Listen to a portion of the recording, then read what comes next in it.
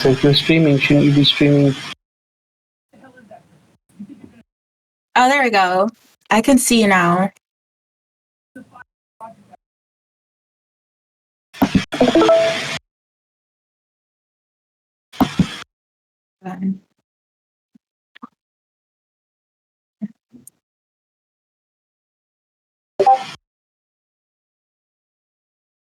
Okay, that's good, but where is Luna?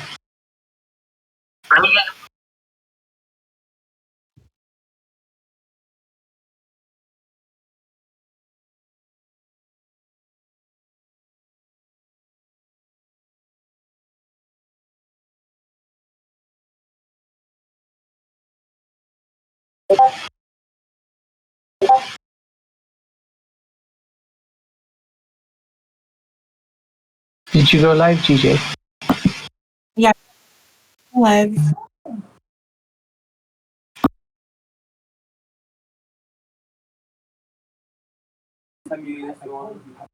Huh? 3 is it? Why? Indeed, we are live. It's not as dark as they were. Like, it's not black.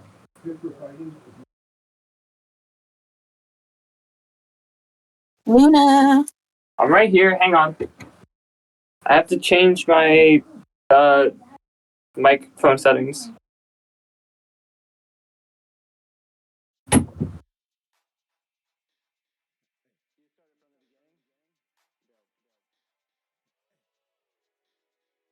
I'm here.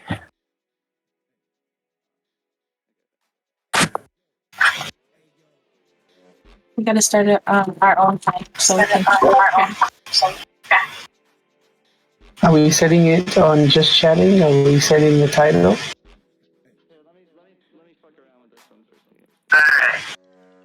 Now you're gonna argue about that today. Ow.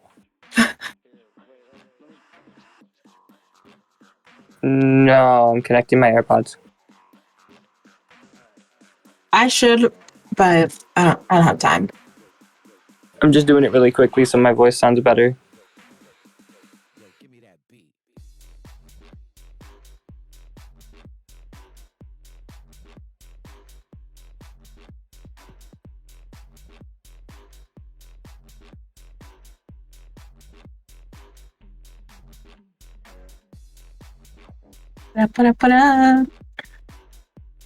Hi, Attended, Ghostin, Mystic.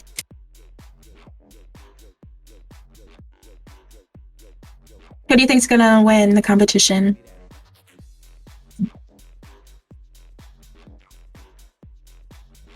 JG on the cooking. Why do I keep calling him JG? GJ! I can't. They're too similar. GJ.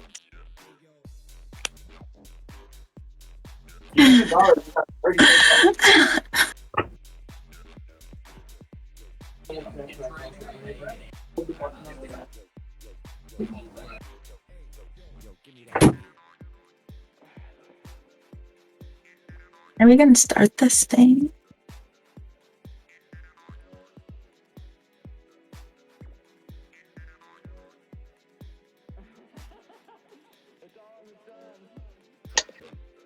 Stream manager. Hello? Is this better? Does this sound better?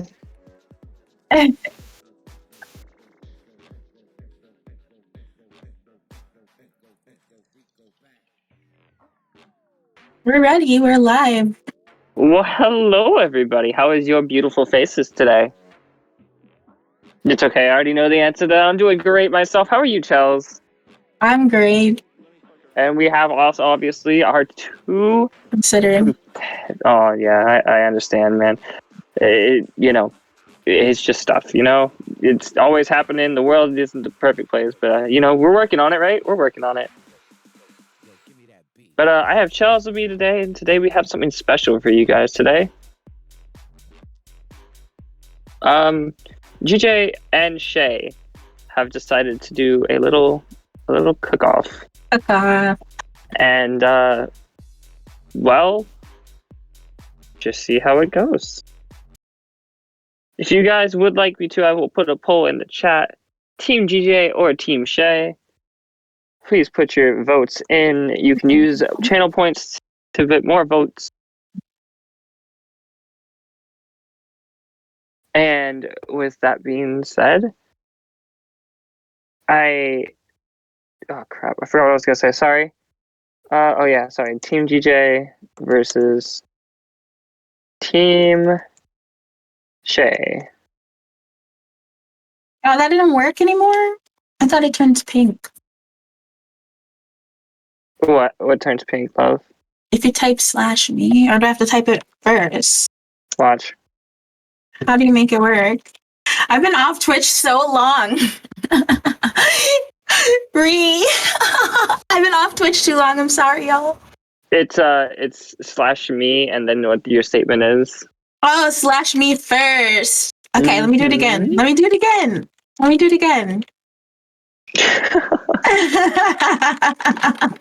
We got Team GJ or Team Shay. I think There we go. I got Team GJ. Or not GJ, I got Team Shay. Oh, See, I made you do it. Either way. Okay. Welcome to the Slips League. Okay. This is our pre-show. If you guys don't know much about us, we are a Rocket League.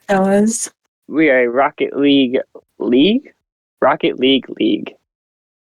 Hosting tournaments every Sunday for the past year almost, right? I think GJ, right? A year? Over a year. We are in tournament 29 of our 3v3 weekly tournament. If you'd like to know more about us, please do. You can do !Discord or !Socials in the chat, and it will bring up a list of our socials, such as TikTok, Instagram, Facebook, Twitter. I don't think we actually have a Facebook, so scratch the Facebook. However, you can also find us on TikTok and or Twitch, as you can see here.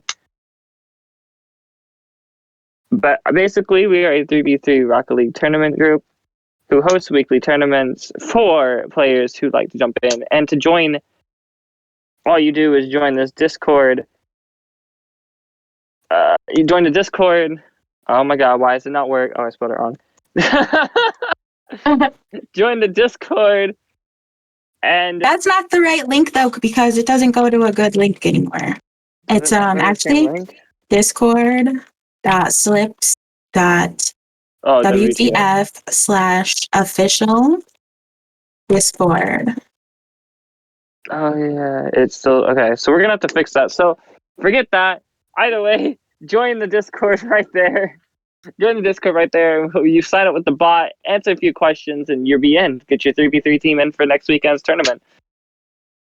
But anyway, Slips community, we have a cook-off to watch. However, we are waiting on GJ to tell us how good his burger was. GJ. I'm not sure if you guys want me to be on the mic, but I will say that the burger was edible and it was actually tasty. The burger was edible. Anyways, we're gonna get the ball rolling on this cook-off segment in just a bit, so I'll leave it to you guys. Let's get going. Yeah. So I've got Team Shay for this, just because, like, hey, look at that kitchen. Like, look at that kitchen. Yeah, but does Shay know how to cook? Shit. Actually, neither one of them know how to cook, so I think I'm gonna go with Team Shay. Actually.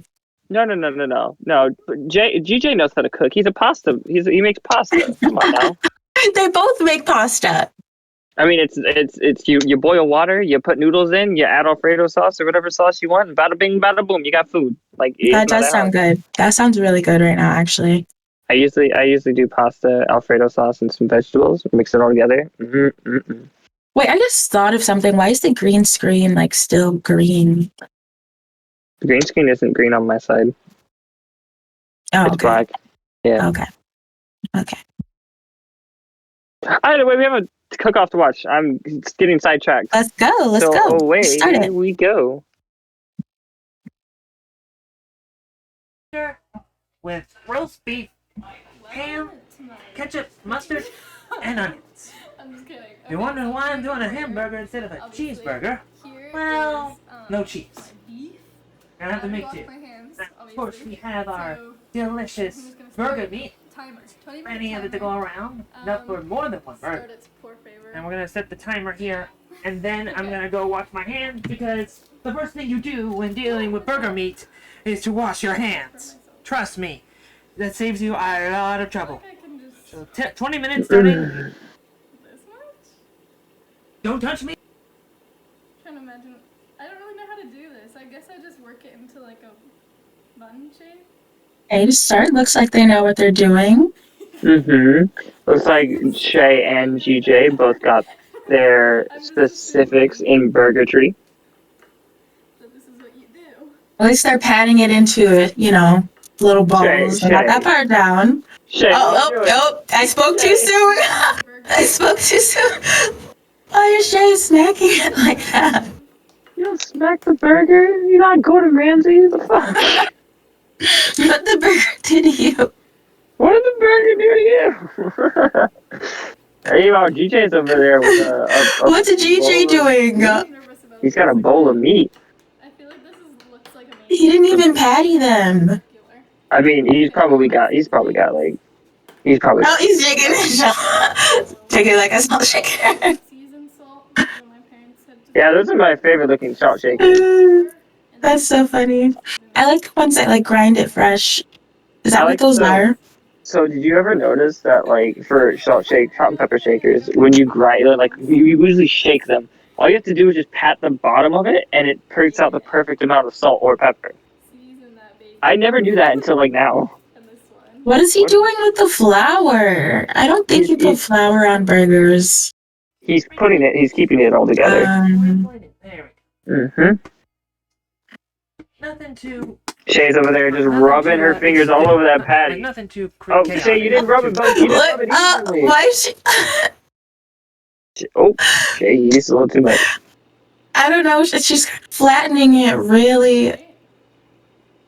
Okay.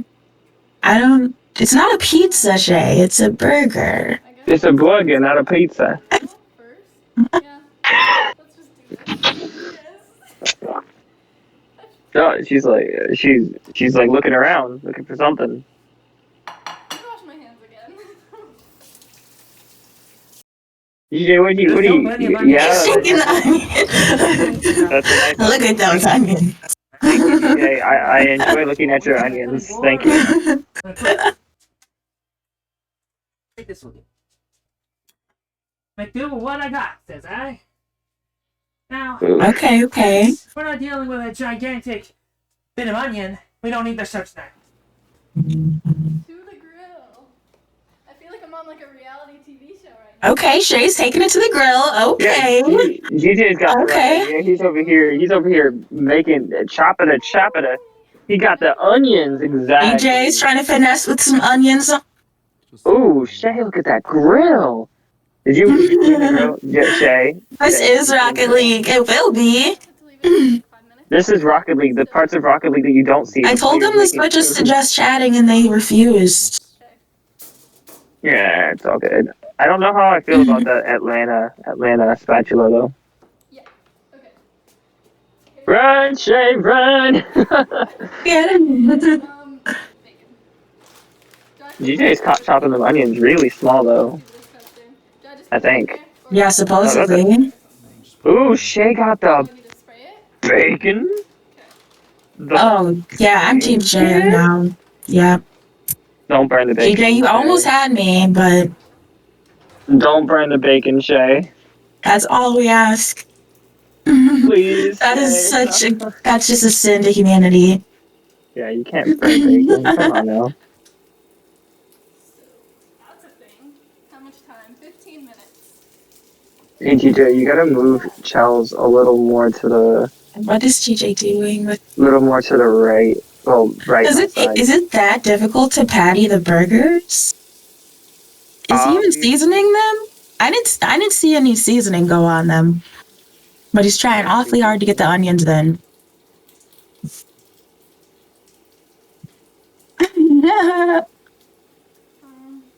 Do I see? I see. Yo, GJ, still chopping that. You got 15 minutes, GJ. Come on now. Over here. This is like the weirdest distance, I bet. Okay. So I feel like I should probably rinse this. Chell's out here with the lettuce. Shells? out here- No, I didn't sorry. have the lettuce. Let me get another plate. Shay's out here with a head of lettuce. Let's see if she prepares the lettuce right. Oh. Chell's? What is Shay doing? Chell's? She's got What? the whole lettuce. Right? Shay? I think, don't you cut the lettuce? I'm pretty sure you're supposed to cut the lettuce. It's supposed to take pieces of the lettuce off. Oh, my heart. Woo! I mean, I'm not a burger pro either. Or no, it's not a salad, but I don't think you do that. Don't smack the lettuce. It's very violent with their food. This is very, very, very skeptical. I don't know how I feel. Shay's abusing food. Get feet on the line. I feel like I heard that. Wait, but it's lettuce. I don't think PETA will get mad if you abuse lettuce. I didn't say feta. I said feta, not pita. Oh, I thought you said PETA. I thought you said PETA. I was like, I think PETA would be angry at this entire stream. Alright, what's GJ up to? GJ, you finally done chopping those onions? Shay commits food crimes? Shay does commit food crimes. I'm disappointed in Shay. What are you doing? She's like drenched the Oh lettuce my in water. gosh. Oh, Okay, shoot. Shay. Oh. Next time you make a burger, you don't drench the lettuce. You take a little brush and you paint. You paint. the Gordon lettuce. Ramsay would be so angry. Gordon Ramsay would be shook. Bacon? Shay, you gotta flip that Shook it. bacon. Okay, that's actually Jay, you not gotta bad. flip the I like bacon. crispy, okay? It's gonna be burnt. Wait. You gotta flip. So, Oh, Shay. Shay, it's black. Shay. Black. I'm gonna go Burnt flip the fucking bacon. Using plastic tongs. Oh my god. Never mind. What am I talking about? Shay. Shay. Ooh, that patty looking nice. Yeah, I want to eat some Shay's burger. I don't know what GJ is making over here. I mean, he's got onions inside the burger. That's like adds like, you know. I'm already out. Nope. You don't Nope. like onions? You lost come me on. at onions. You lost Come me on, at onions. sauteed onions in like sauteed No. onions in like a No. syrup is fucking amazing. Do you want to grab a paper towel? Man, you're weird. You don't like onions? No. I'm gonna sneak an onion on your steak one day. Ah. No. The sauteed onions on steak is amazing, and you can't tell me otherwise. Okay, well, I already did that. You know, one time I was picking. I don't think so, but I mean. Oh, it was. I was using it against I mean, we're all entitled to our own the opinion. pan, and it started melting. And put it on there. But before we do, Either way, that bacon, I don't know. It looks burnt on my As we saw side. It might just be the lighting. Oh, she freaking burned It her is- hand. Oh, jeez. The onions and flour. What are you gonna do with that burger grease, Shay? What are you gonna do with the bacon grease? Onions on steak are a no for me. Gonna spit the fat. See it? We'll roll it up into a ball. Yeah. Because I know how to make. I used to work in a restaurant. Okay, I know what is a good food and what is a bad food. An onion on majority I don't things know is about good. All right, you know what? You and me are gonna have a cook-off. Now it's in a nice ball. We're gonna place it and we're gonna push it. We're gonna flatten it up nice. There we go. Nice and flat.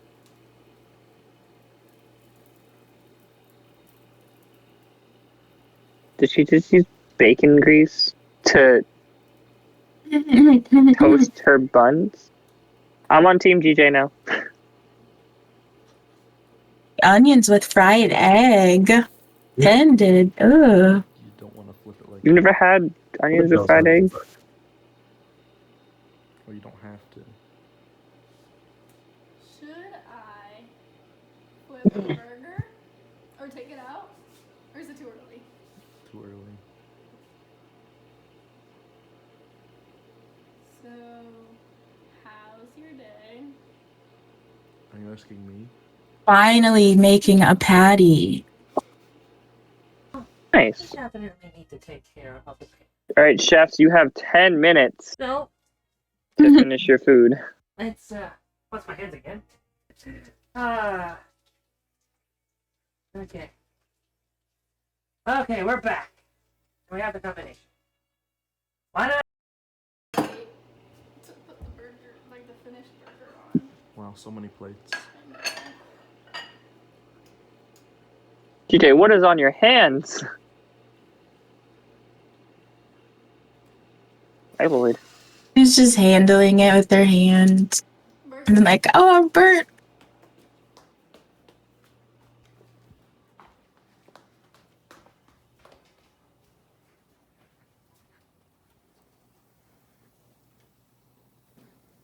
You know, I should have just made all my burgers right now. I kind of like overestimated how long it would take. Let me check. That's good. What are you doing with this?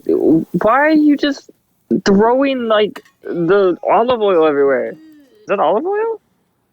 You gotta clean that up. I don't know. Ooh. Oh, wait. I was gonna make one from Oh my god. Padre and Padre as well. Well, we can But do I'm that gonna later. do that I didn't think it was this hard to make a burger. I figured you guys were gonna point out Shay's little bounce run. I figured it was gonna happen. I'm literally a speedrun master, so oh my god, this looks so good. What happened to the spatula? Don't wait. What do I need to do? Just the spatula to put it on the. No. Shay, you should have made more than one burger. So don't knock it till you. Oh wait, I need to put these. Put it. I don't know. That seemed like enough of a challenge. Yeah. So no. Maybe. Nope, nope, nope. There's a Ziploc thing. Okay, so she's got the cheese.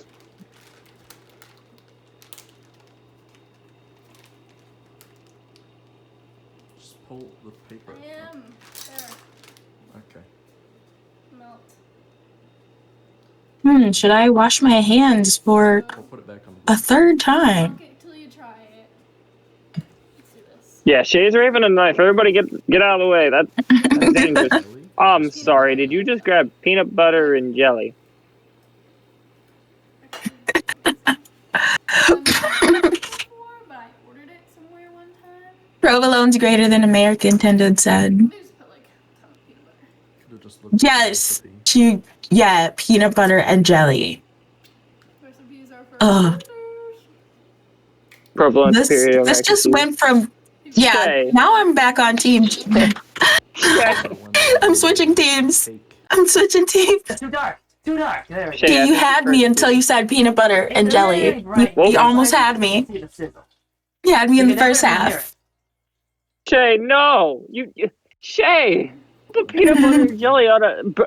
Shame. With this. Gordon Ramsay would be disappointed, okay? What? I mean, that plating, though. That's good plating. Fast.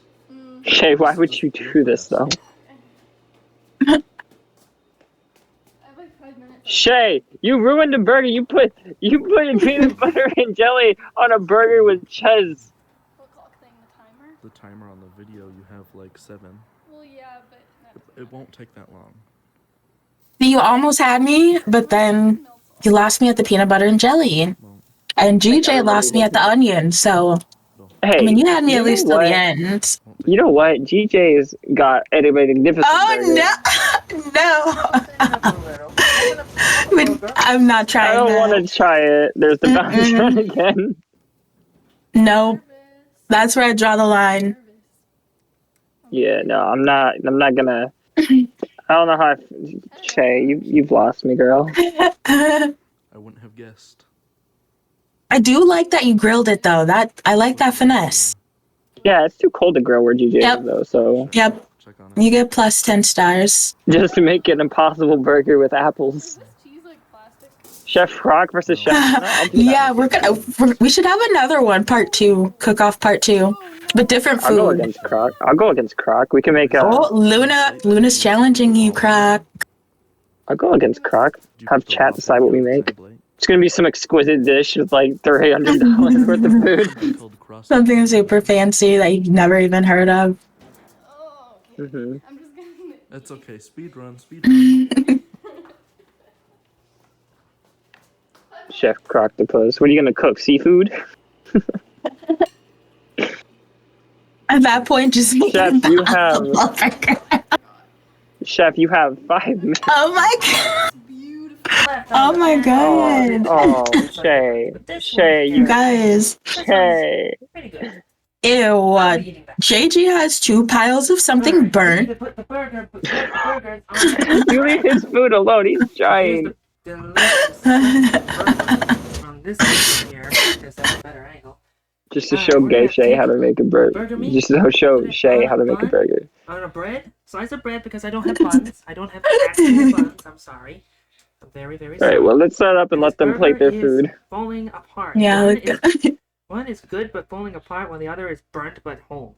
Yeah, that's what I said. GJ's burger. GJ's burgers look good. No, they don't. They look burned. Mustard. It fell apart. Look at it fall. It didn't even stay together. Roast beef.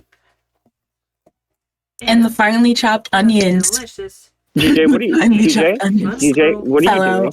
Put some uncurled GJ? ham. Come on. What the hell is that, GJ? Okay, so we got the roast beef. What did you with just? uncurled ham. You're just making a sandwich. Oh my god, this is not Mustard. this is not Subway. I'll definitely have His burgers, this is not Burger King. We didn't mean an actual hamburger. Oh my god, this actually looks My lord. finished burger. He didn't mean an actual hamburger. Oh my god, this looks amazing. Should I taste Oh, it? How so much time do I have? actually that was good, Shay. That The more meat, the better. 2 minutes. Okay, time for a taste. looks amazing, Shay. That actually does look, I mean, she's making it look good, though. She's just making it look good. I don't know if it's actually good. Okay, let's hope you don't get salmonella. Ham, roast beef, and burger. Not bad. Okay. Well, yep. Thanks for coming. Bye. So the question is, really quickly for both of you, both GJ and Shay, did either of you get food poisoning? I respect the sandwich. No. Sorry.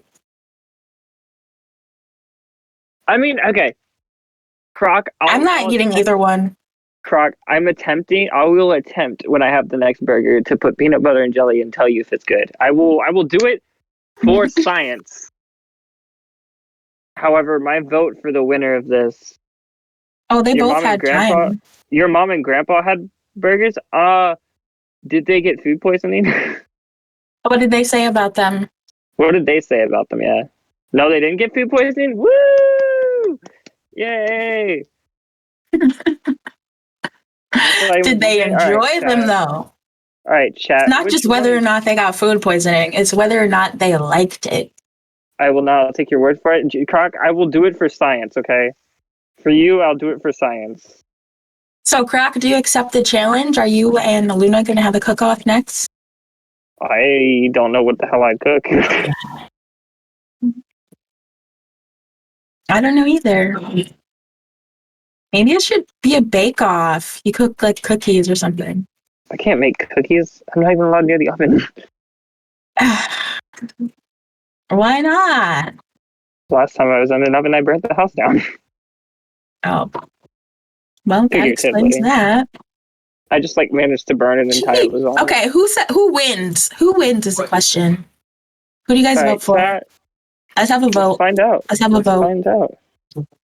I'm down for a gauntlet. We'll get it planned. A gauntlet match?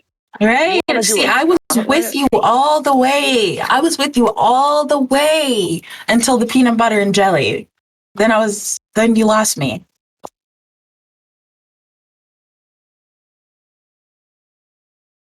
Does who support? Do you support LGBTQ? As myself, I support LGBTQ, but I will explain that after we're done here. Yeah, what kind of, that's a strange question. This is a Rocket League community. We accept everybody. Shay wins the presentation and cooking of the patties. However, her burger... And you put lettuce on that. I just realized that. You put lettuce, peanut butter, jelly, Who has the cheese best in a burger, combo? and bacon. No, the And PB&J was the worst part. You were... adding flavor. You take that to Gordon Ramsay and you have him taste it, okay? I'm not sticking my nose anywhere near You it. guys vote. There's only been 5 votes cast. Because LGBTQ needs to go. I mean, you're entitled. You need to go. That's what you think. Nah, bro, you're entitled to your own opinion. Same with everyone who supports it. You're entitled to your wrong opinion.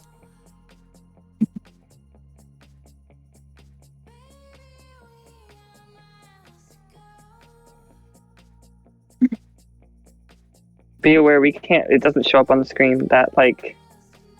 That. Four voted. You can remove our timer now. We're done with that stream manager. So both competitors managed to finish with 3 minutes and 5 seconds left to go. But coming up next, our feature 1v1 match between PSYONIX and Ludwin.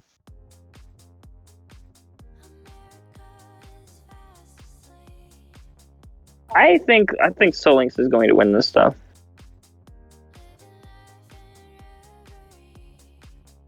So it's a 50-50 split. 50-50.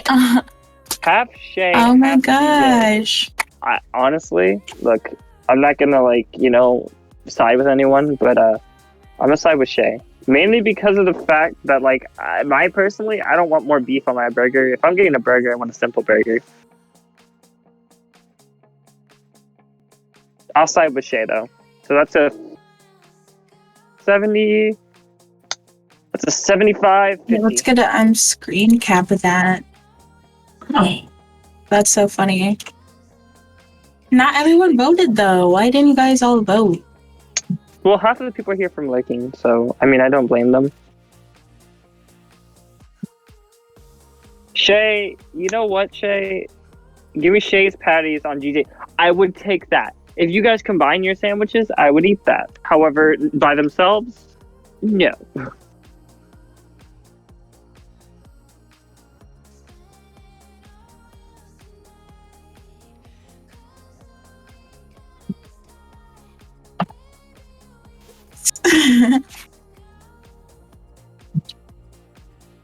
Yeah, remove the condiments.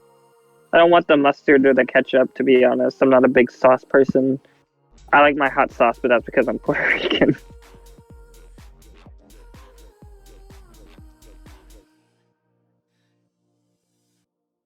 What? I don't have the deciding vote. I already voted. You have the deciding vote, actually. What? No, that already happened. I already voted. The polls ended, it says. Oh. What? You're welcome. She knows. No, don't attack Shay. Leave Shay alone. She's my host. She's my host, okay? She committed food crimes, but we have to forgive her, okay? Oh. Sorry, guys. I fell out of chat. I fell out of chat. And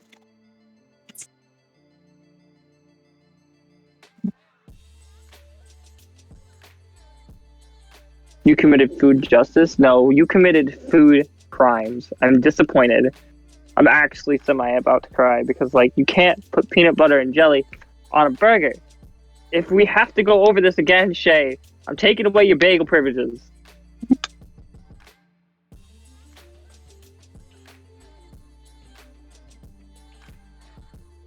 We have to forgive and forget. Okay, I get it. It happened. It's in the past, though. It's actually going to tell me that you put ketchup on spaghetti. oh yeah. You put ketchup on spaghetti. Borderlands 2 pre-show? When? Borderlands 2 pre-show? What? Peanut butter just goes on everything? What the hell? Don't you dare tell me you put peanut butter on pizza. You have me in Luna's box.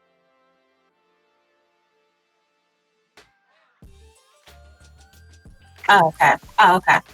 Okay. You can crop my the left side, the right side. I mean the left side. You see my cam? The wall's in there a little bit. Well, I'm gonna pop myself a peanut butter cup real quick.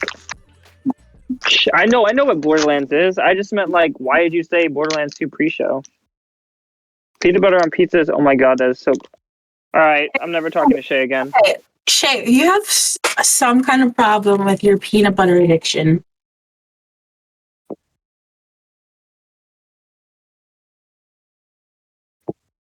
Hello? Why did pizza rolls come in? Mm-mm. That was Shay. Oh, I thought that was pizza rolls. Mm-mm, that was Shay. Hi. Right? I'm mad at you. Why? You're a disgrace.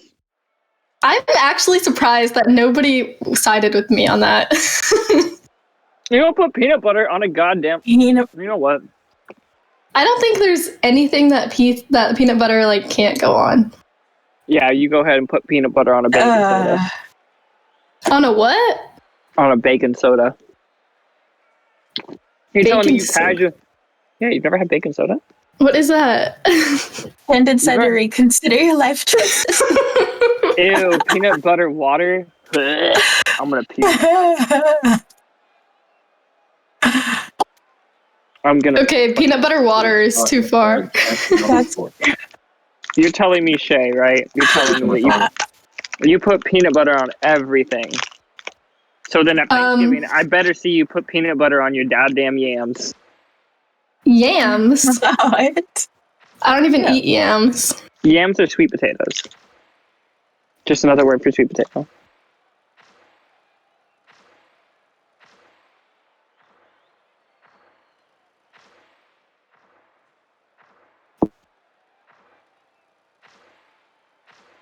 We have like Okay. music on or something on the stream. It's just sitting on this screen for this long.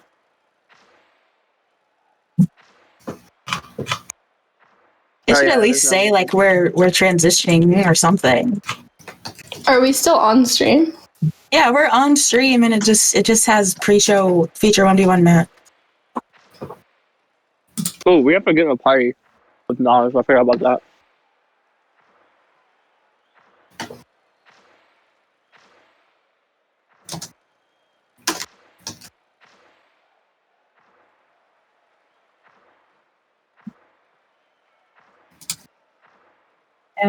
Yeah.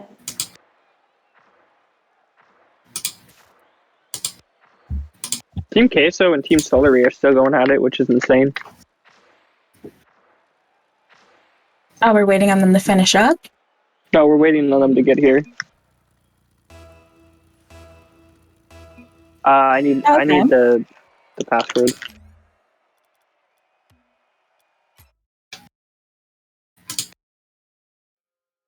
Password? Let's just join. Should I leave the match? Mm.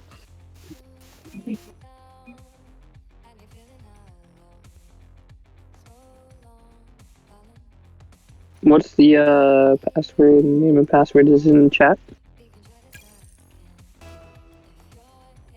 I'm gonna take a guess. It's in chat. Yes, no. I just looked. I didn't see it.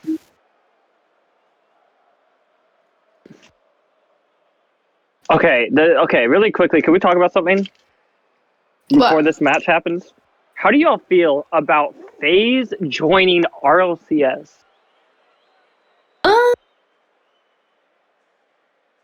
And also the fact that NASCAR and Formula One are coming to Rocket League.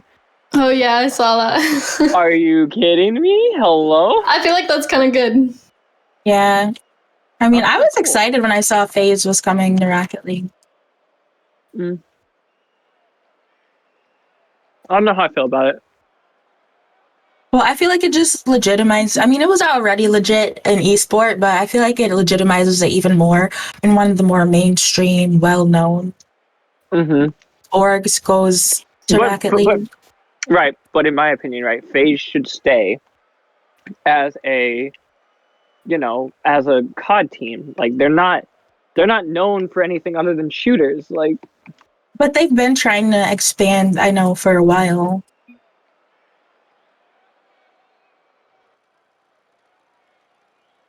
Okay. Let's start this. Wait, there's 3 commentators for this? I didn't think I was commentating for this. I can sign off. Oh, fair call. What am I doing?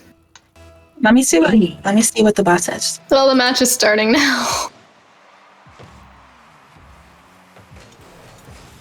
So, Yeah, I was just looking at their profiles, and so Ludwin has like, oh shoot, look at Solinx. Okay, Solinx just scored. Solinx, your current defending champion, however.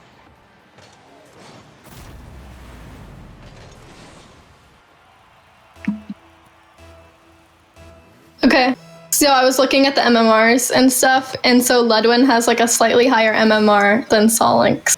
However, Solinx is still your reigning champion.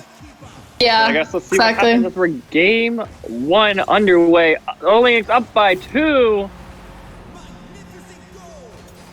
Beautiful shot from Solinx. Just a mishap on Ludwin's side, not getting the touch he wanted. And just... Yeah, Ludwin low-key getting destroyed. yeah, Ludwin low-key getting destroyed.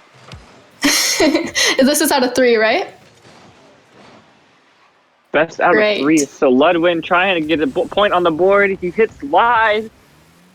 And that double touch not He's struggling. able to happen quickly. Ludwin up and over Soul, but Soul not going to get there in time, and Ludwin's going to put one on the board. With 4 minutes and 22 seconds to go. Good shit, Ludwin. I'm proud of you. Just a little pop over Soul. Soul's like, I don't even jump for it. He should have jumped earlier. Like the miscalculation.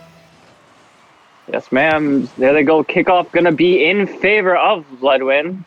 As Ludwin's going to get that boost and pop it over to the side.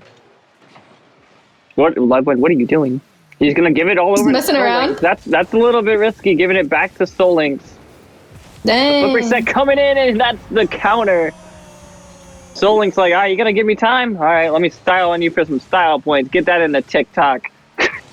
You think Ludwin already gave up for the first match? I think Ludwin has already given up the first match, maybe.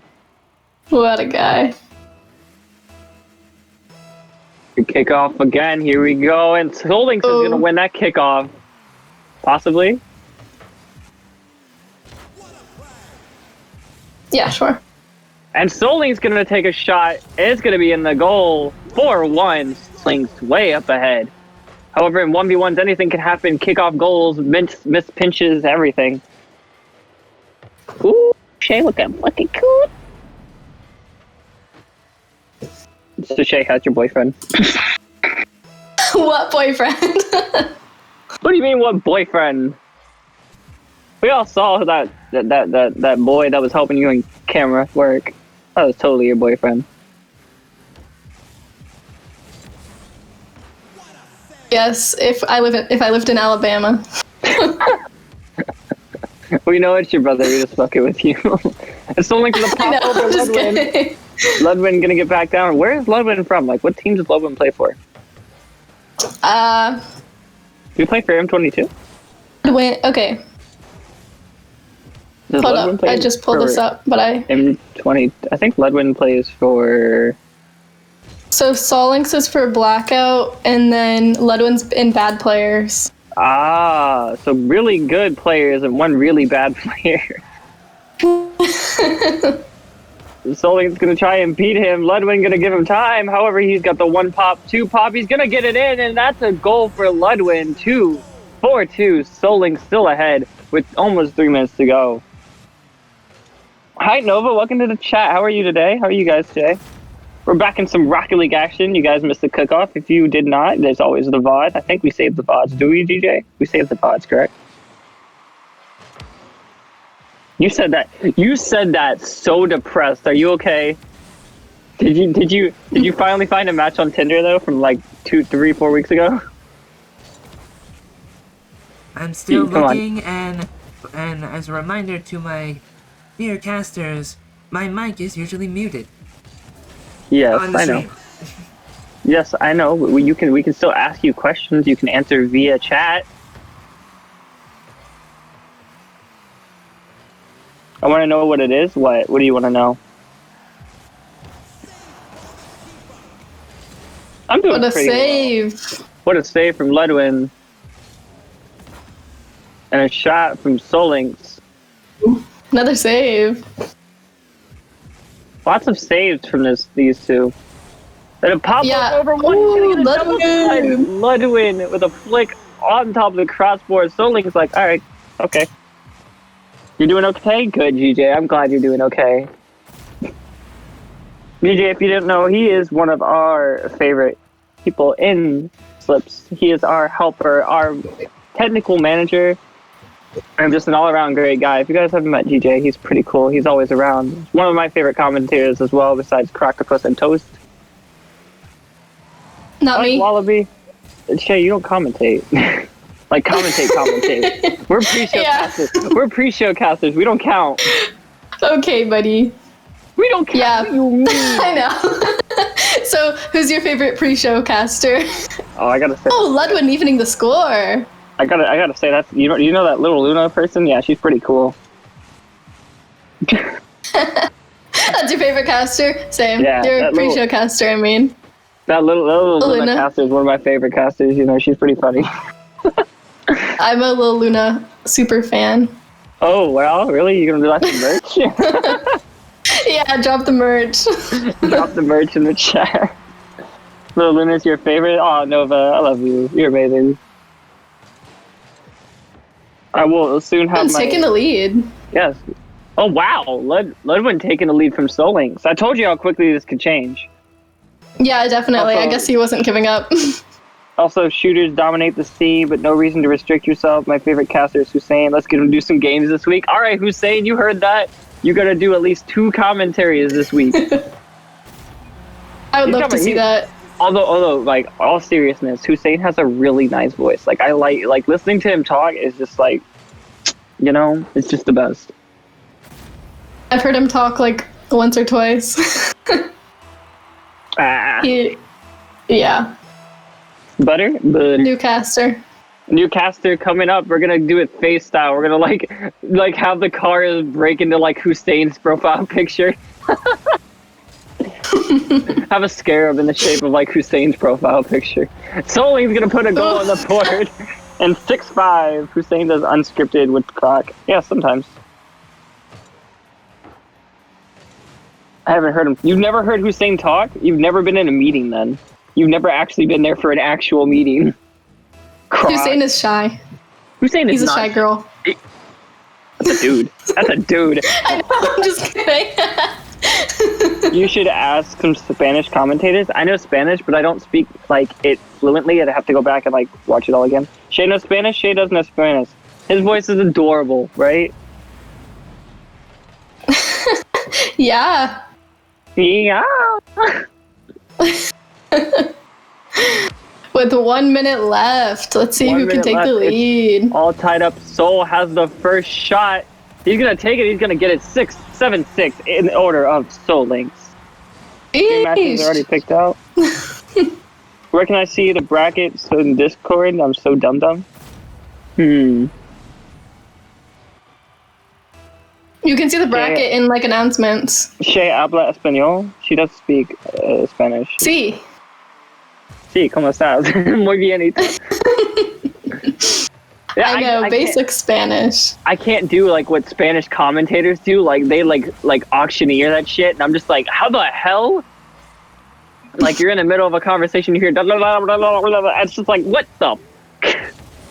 Oh yeah, they talk fast. They talk hella fast. Go! First stream match is Dragons versus Midwest. No cap, every team under 15k. 1500 is losing to their RO16. RO16. What is RO16? That is RFG. You talking about some other shit? You talking about like RLCS or some shit? Oh, round of 16. Ah. Oh, round 16. I'm gonna round go 16 now. And PSYONIX with an attempt, he's gonna get it. The oh my gosh, PSYONIX looking like PSYONIX gonna take it 8-6. Look at this guy. Too good. PSYONIX is cracked. So for a little bit of a hint for you guys, Soul Links, I found out some dude was trying to pretend to be Soul Links. So we have a Soul Links fanboy in Slips. Really? I was watching a commentator, right? And I was watching this one Rocket League stream. I can't remember the name of it because it was like after Rocket League stopped going offline for their stream for the day. And I found out that someone tried to be Soul Links. Like they linked his like entire ranked profile inside. Oh my gosh! Like the chat, and I was like, that's not you. That's Soul Links. And Soul Links, if you're out there, tell me if you were actually in like Rocket Street's like Twitch chat so I can like verify if that was you. I don't believe it was though. It was like a different account. Yeah, that's what it was. It was like some dude named like Eclipse something. Maybe it was like an alt, or maybe it was a fanboy. Yeah. I don't know. Soul Links, you'll have to get with me, and I'll have to like see if that's the case. That's the wrong Discord. If you use exclamation socials, you'll get the actual one. Yeah. Join the Discord, guys. Shay, your room looks amazing. Thank you. You can see the beautiful green screen. Made it myself. I figured you did. It's like all lopsided. No, it's like really professional. So. I mean, your camera needs to be closer up. You don't fit your whole wall. Yeah, I noticed. Yeah, so it's makeshift. Mamo Cole impersonates Soul Links. I'm on a PS5 controller.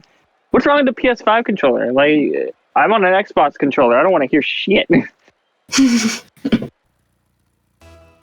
I'm on nothing. Bum bum bum bum bum bum bum bum. Rocket League music just is always a banger for some reason. Like every time you start the game, you listen to that entrance and Soul Link's gonna put a first goal on the board. As I'm talking about Rocket League music, like, all right, chat, I have a question for you since we're doing this. And Rocket League music is like so varied nowadays. What is your favorite song on Rocket League? The one that just gets you like all in the mood to play. I think my favorite one has got to be. I really like Solar Eclipses, but that's because I was around when like that song first came out. Union was good. I have no idea. I don't know any of the names of the songs. All right, well, like, do you remember like the first like lyrics or something? "Hours" by Soup and Dress. No. "Hours" was good. I've been on Rocket League like twice. I'm just kidding. "Love You Need You" was a really good one as well. Ludwin getting into that. He got a bump on him and he saves it himself. Ludwin. Solid. Sweep Ludwin. No, we can't have him sweep because, oh yeah, actually we need you to sweep him. Holy crap. He's gonna do it. I believe in him. He's gonna do it. Ludwin, I believe in you. However, like, we kind of need Soul Links to win this. I just imagine Soul Links with that one Pepe emote he uses all the time in chat. The stare. The Pepe stare. Yeah.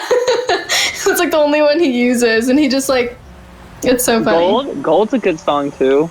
Croc, I know you didn't like, yeah, Pepe Weird. Yeah, that's the one. But I know Ludwin just put up gold on the board. However, Croc.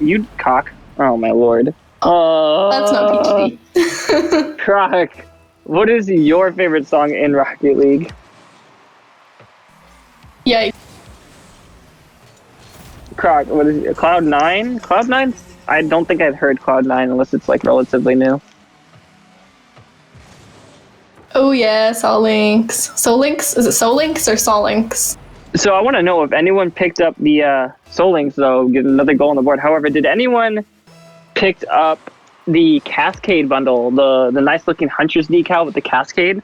And if you did, what is your favorite song to like watch the wheels move to, react to at least?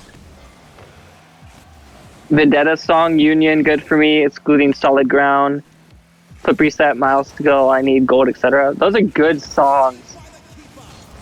Do you guys feel like the bundles in Rocket League are too expensive for what they actually are, considering the old trading prices? I don't know. I didn't try and pick up any of the new stuff. Yeah, they are. I figured, like, you take a look at it sometimes on how like expensive certain things are for Rocket League now, and then look at the past and like probably Solar Eclipses for you. Yeah, Solar Eclipses. Soul Eclipse is one of my favorite songs. It's such a banger. Ludwig gonna put a goal on the board, however. It's gonna be 3-2 with Soul Links in the head. My Spell. Oh, you mean My Spell by oh, what's her name? I'm listening to it right now. It's actually on by MLK or MYLK. Yeah, you despise it. I used to really like Love You Need You by like Sushi or Slushy. It was really good. The entirety of Rocket League OST Volume 2. Dude, all the songs from Rocket League are just so good. But like hearing them multiple times, sometimes a little bit annoying. How do I know all the song titles? I've been playing Rocket League since it first came out. So like if you hum a certain song, I guarantee I can tell you the title.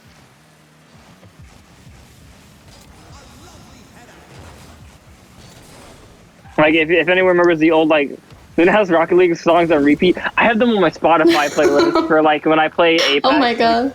I do, because like playing Apex, you get really agitated really quickly if someone like either cheats or like has horrible aim, or you get a shitty teammate. So yeah, of course, I have Rocket League and I have Ruby playlists. So like Ruby is if I'm playing a fighting game, Rocket League if I'm playing a sports or shooter game. So. Oof. Which, by the way, oh yeah, and Rocket VIP, good one too. Ludwig's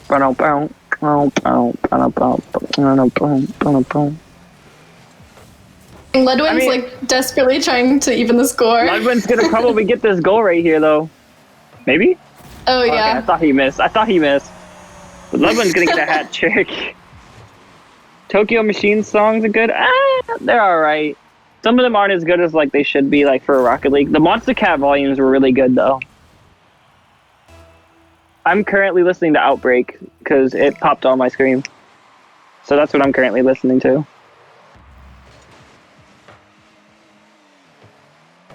Also, for anyone who's like in the chat, Bubbles, Rocket, and Rocket VIP, Rocket VIP was alright.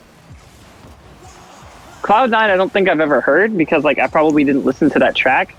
If you guys have ever taken a look at like the actual like unreleased track, there's some really good songs that they never released for the game. But you can like listen to them on Spotify or what? No. You can listen to them on the game. However, they're like not put like on the record. So like on the label, they're not put around as like copyrighted songs. Oh. So like you can listen to them and it's like copyright free. Dang. That's why Bubbles should have been in the game. Bubbles should have been in the game. If you go into Rocket League Shells when you first start it, and you go ahead and hold either right stick when you first get in, and go all the way down to the bottom, you'll find unreleased tracks, and those songs are good. Desert Star, or Carissa by Desert Star, is actually a really good one. Ludwig gonna put a goal on the board. 4-3. So Links, look, we're running short on time. They're not on Spotify. I can give you my Spotify playlist for Rocket League if you want it. Yeah, so send it to the Discord, like in general or something. Yeah. After the stream. Japan by Throttle is also a really good one. Oh yeah. So for those who play in the little tournaments of Rocket League, yeah, I posted Discord. Okay. For those who play the tournaments in Rocket League, how far have you gotten, and what's the best item you've gotten so far? Ooh. What? If for those who play the tournament style of Rocket League, right? So the tournaments every like day. What is the best item you received? My best item was a Striker Black Hades Bomb. Well, Wallaby, that's because you play on a Smurf.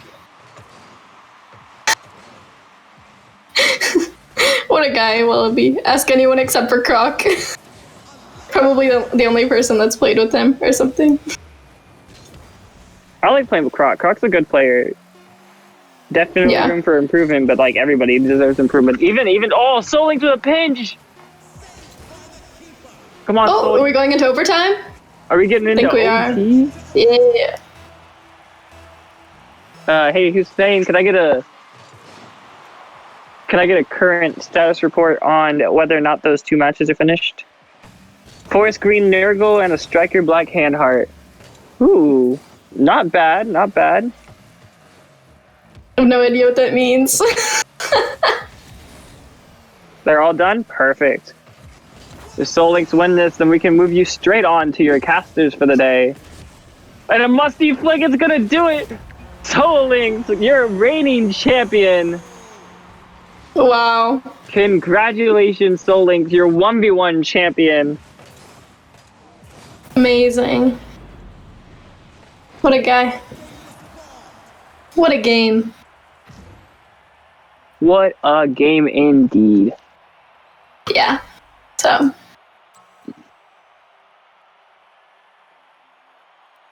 What a guy. What a guy. What a guy. That was great. I enjoyed being able to talk to chat and still Fun being match. able to like talk to, you know, about the show. But okay. What was that? What?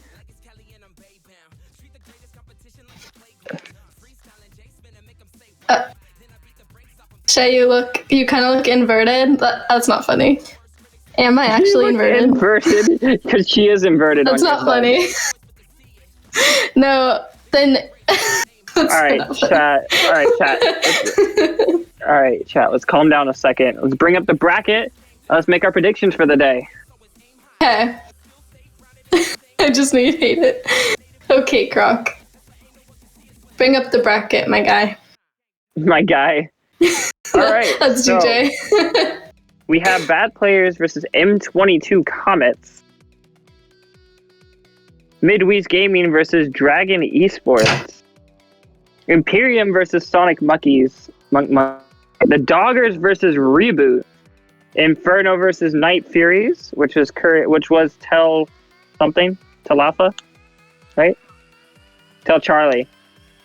M22 Alpha, Rapid Fire Gaming. Right? I thought we said, hey GJ. I thought they didn't make the timeline. There's a certain team on this bracket that should not be on here.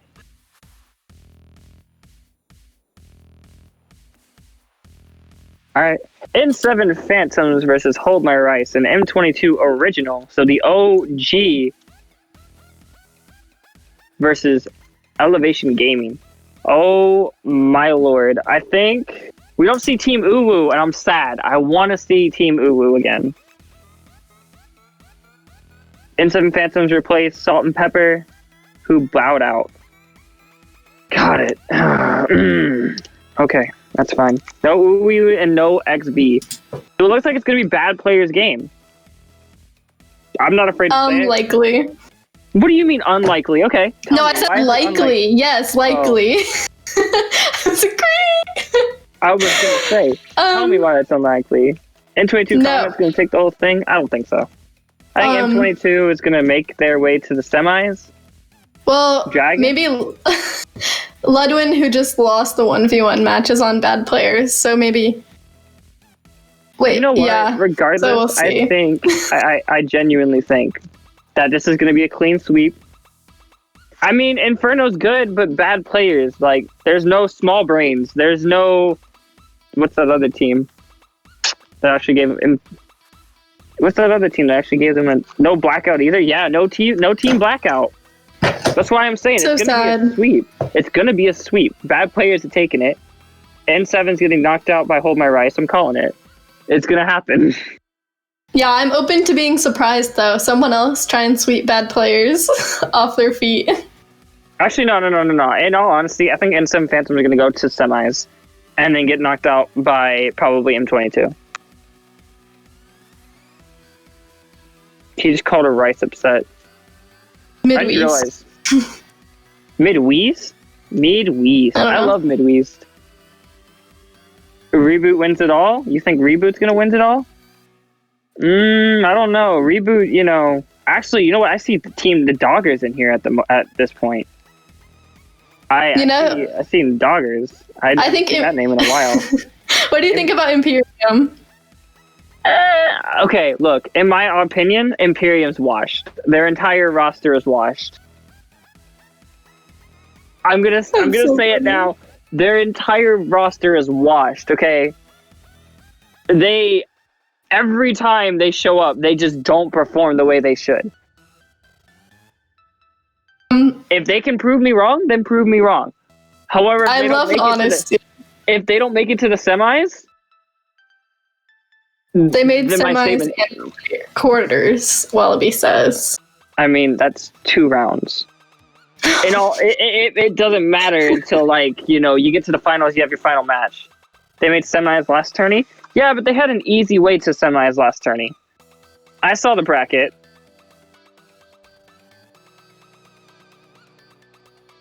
I did enjoy watching Wallaby and their entire roster is washed. Exactly.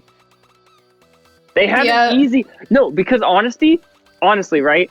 Their bracket last week was the easiest thing for Imperium to do. That's why... And they still barely won. We should cast Rapid Fire Gaming for first round.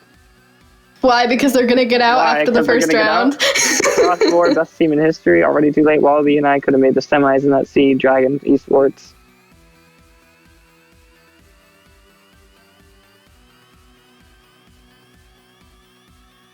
I think, okay. Alright, well, if that's the case, I think Midwest taking that game. Wait, Midwest versus who? For the first one? Midwest versus Dragon Esports. Oh, RFG yeah. loses first round. I'm probably gonna sound really stupid. What's RFG? Yeah, no, I think Midwest Rapid will Fire win the first Gaming. one. Rapid Yeah. Fire Gaming, that's right. I was like, hang on, who's RFG? Reboot makes it all the way? I can't see that. I could see N7 maybe making it to semis. Maybe. Yeah, Dogger's looking spicy. I saw them doing some warm-ups recently. Snuck in their Discord.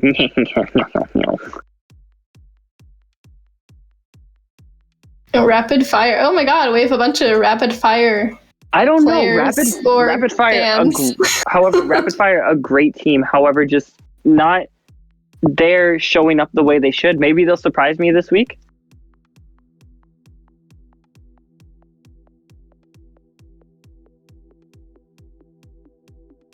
All right. Well, regardless of who wins, I don't have any chill. I'm completely honest. Brunt Force, don't care how people look at me. That's the point. You get a following based on the fact of like being not really caring of what other people think. However, that's gonna do it for me and Shay. Hope you guys enjoyed the pre-show and the 1v1 match. We're gonna take it to your casters, who are going to be Wallaby and correct?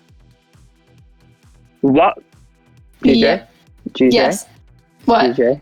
What? No, GJ. What did you just say? That's He what said I yes. thought. That's what I thought. Either way, we're gonna thank you guys so much for watching. My name has been Luna. This has been Shay. Shay, well, you can do the sign off today. Okay, thanks for watching, everyone. See you next week. Bye. Next week's show. Bye.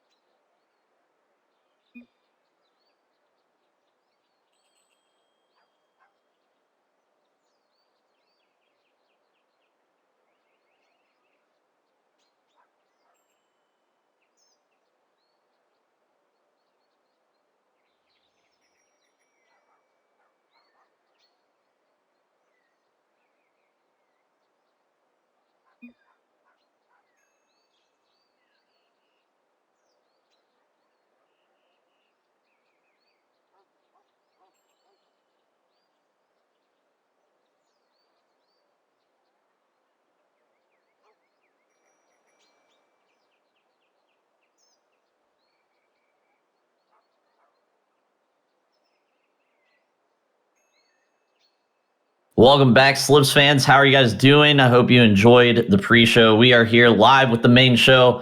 I am your play-by-play caster for the day, the Croctopus, and joining me on the desk, of course, is Wallaby. Wallaby, how you doing today? I'm doing pretty great, Croc. Pretty excited to see how this tournament goes. First match of the day is going to be really exciting. We got Midwest versus Dragon. Definitely two teams, one of them being a new one to the scene and the other being a veteran. So it's going to be good to see how this ends up going. Yeah, I'm definitely excited to see this matchup. Dragon is one I don't think anyone's had the pleasure of catching on our main stream yet, if I'm correct. And then, of course, Midwest Gaming, a little bit of a rough performance from them in the past couple of tournaments. They came in very strong about 4 or 5 weeks ago and had about 2 weeks of a really strong performance, and they've been really quiet lately. So they're going to be looking to try and make a run into the semis today. And Dragon is going to be looking to establish some pretty strong roots here. But let's go ahead and get a look at this bracket and see if we can get some predictions in before this first match starts. Got a lot of new coming teams that will be coming in on the bracket, as well as some old teams. We've got, of course, bad players at the top of the bracket. The heavy favorite in today's tournament looking to make it all the way to the finals. And then we had a couple of different predictions from the pre-show of Inferno and Seven Phantoms. We also had an Empyrean thrown out there to make it at least pretty far. Maybe not all the way to the finals, but at least pretty far. Honestly, my semi-finals and finals bracket is probably going to look like bad players taking down the Doggers in the semis to move on to the finals, and Inferno taking down and Seven Phantoms in the semis to move on to the finals, with bad players taking the series in the Inferno bad players finals. Yeah, what would you think? If we looking at the bracket as it stands, definitely a pretty good balance, I think. Inferno is a team that made the semifinals last week. They had a really good shot at it, fell to Uwu, who ended up actually beating out bad players in the finals. So they're a very strong team. They definitely have the capability of giving bad players a run for their money. But at the same time, we have the Doggers, who are a team that I'm not sure if they've been here before, but they are a strong-looking team. Dragon Esports, we're not entirely, the MMRs can be not tell the whole tale of how good a team is. So we'll definitely see how they end up performing here. Imperium really, coming out, they're trying to kind of pick it up. It's been a little bit of struggles for them in the recent times, but and Seven Phantoms, again, a team you can never really count out. M22 Original trying to get out of the first round for this one, but there's a lot of good strong teams here. I think that the bottom half of the bracket is definitely probably the most competitive in the round of 16. At the top end, you definitely have a little bit more disparity there. So we'll see how these end up turning out, as we do have to get a remake into the lobby here. Yeah, Mystic. Mystic's losing some respect for me for saying that Reboot's not going to the finals. Unfortunately, though, I can't put them over the Doggers in this round of 16. The Doggers are an older team. They just haven't been back probably like 4 weeks. It's been a while since I've last seen the Doggers. The only player that's coming to my mind right now for the Doggers, and that's only because I saw them in Discord the other day, is Footless Quill. Footless Quill, known for his defensive capabilities on the Doggers. And when they were playing, they were a really good team. I think they actually have a Slips championship to their name. I'll check that out as I talk about the rest of the bracket. But I don't think that... I do believe that the Doggers will play Imperium, and that will be a very fun matchup to watch. That's going to be the matchup that we do see next round. We're going to take the winner of Imperium versus the Sonic Monkeys and the winner of the Doggers versus Reboot moving into the quarterfinals. Now, if you're Mystic, you're saying that Reboot's going there to face Imperium, and at that point, Imperium is definitely taking down Reboot. Yo, no, Reboot's making it to the finals. Come on, Craig. Reboot is making it to the finals. All right. Well, let's take a look at this matchup before we head straight into it. Let's see what these players have in store for us. I'm excited for this matchup. Yeah, and as we get to the tail of the tape here, Midwest Gaming, a team that the MMRs don't really tell the whole tale for them. And then at the other side, Dragon Esports, we got X, Umar, and Malachi. I think Malachi is a player that has played several times in these tournaments. At least I've seen them around. And at the same time, they seem really evenly matched up based off of this tail of the tape. Croc, I know, again, you got to get the big brain out for the Sundays, but what do you see happening here between these two pretty evenly matched teams? So, unfortunately, I don't think there's evenly matched, as the tail of the tape says. Midwest is very, very much better than their MMR show because they just don't play ranked threes. So I do think that they are going to take this series in a 2-0, but I think Dragon Esports has the chance to take a game. They're going to put up a good fight. I don't think they're going to just be severely outclassed, but I do think that Midwest Gaming will take the series 2-0. And we're going to go ahead and let them know that we are ready to start the match, guys, because we know it's been getting a little late. And we got the players getting on the field now, so we're ready to finally give you guys some Rocket League action. We have Midwest Gaming in blue, Dragon Esports in orange, and away we go. Panzer and Killjoy on the first kickoff there. Flies are going to take an early shot, saved by Guard RL. Really good save there. Coming in a little late on the rotation, had just enough boost to get across the goal line and make the save. Sauce Kitty looking for a pass into the middle. Skittle's going to intercept that from Killjoy, but a good early challenge is going to stop the shot. Now Panzer looks like he was trying to pass the Skittles, but he was rotating out and needed some boost. Guard taking it down the left side for a possible Dragon attacking opportunity.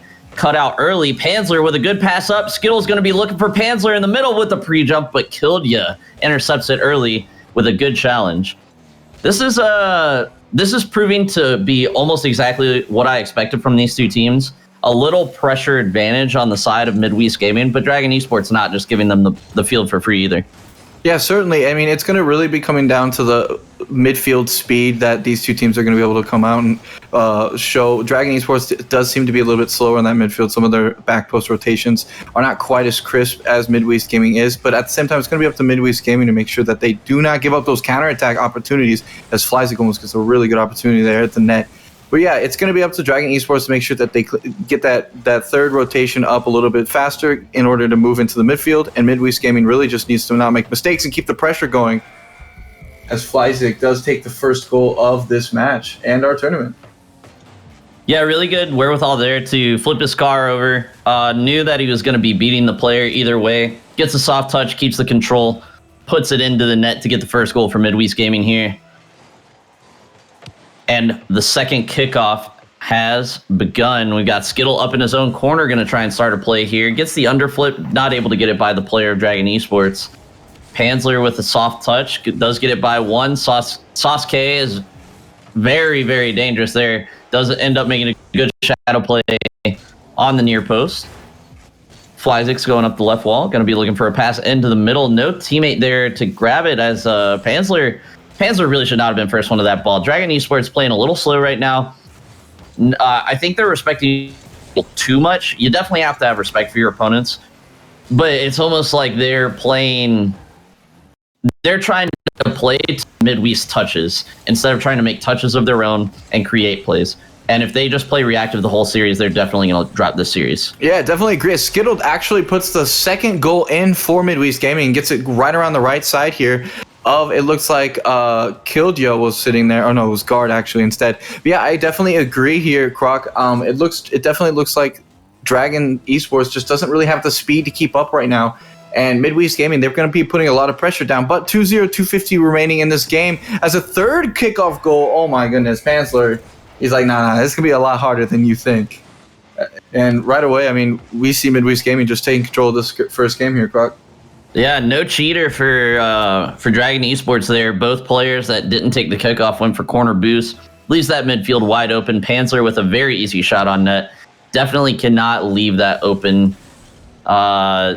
Really, really bad defensive miscue there. But Dragon Esports, this is their first game. Maybe a little bit of nerves coming out.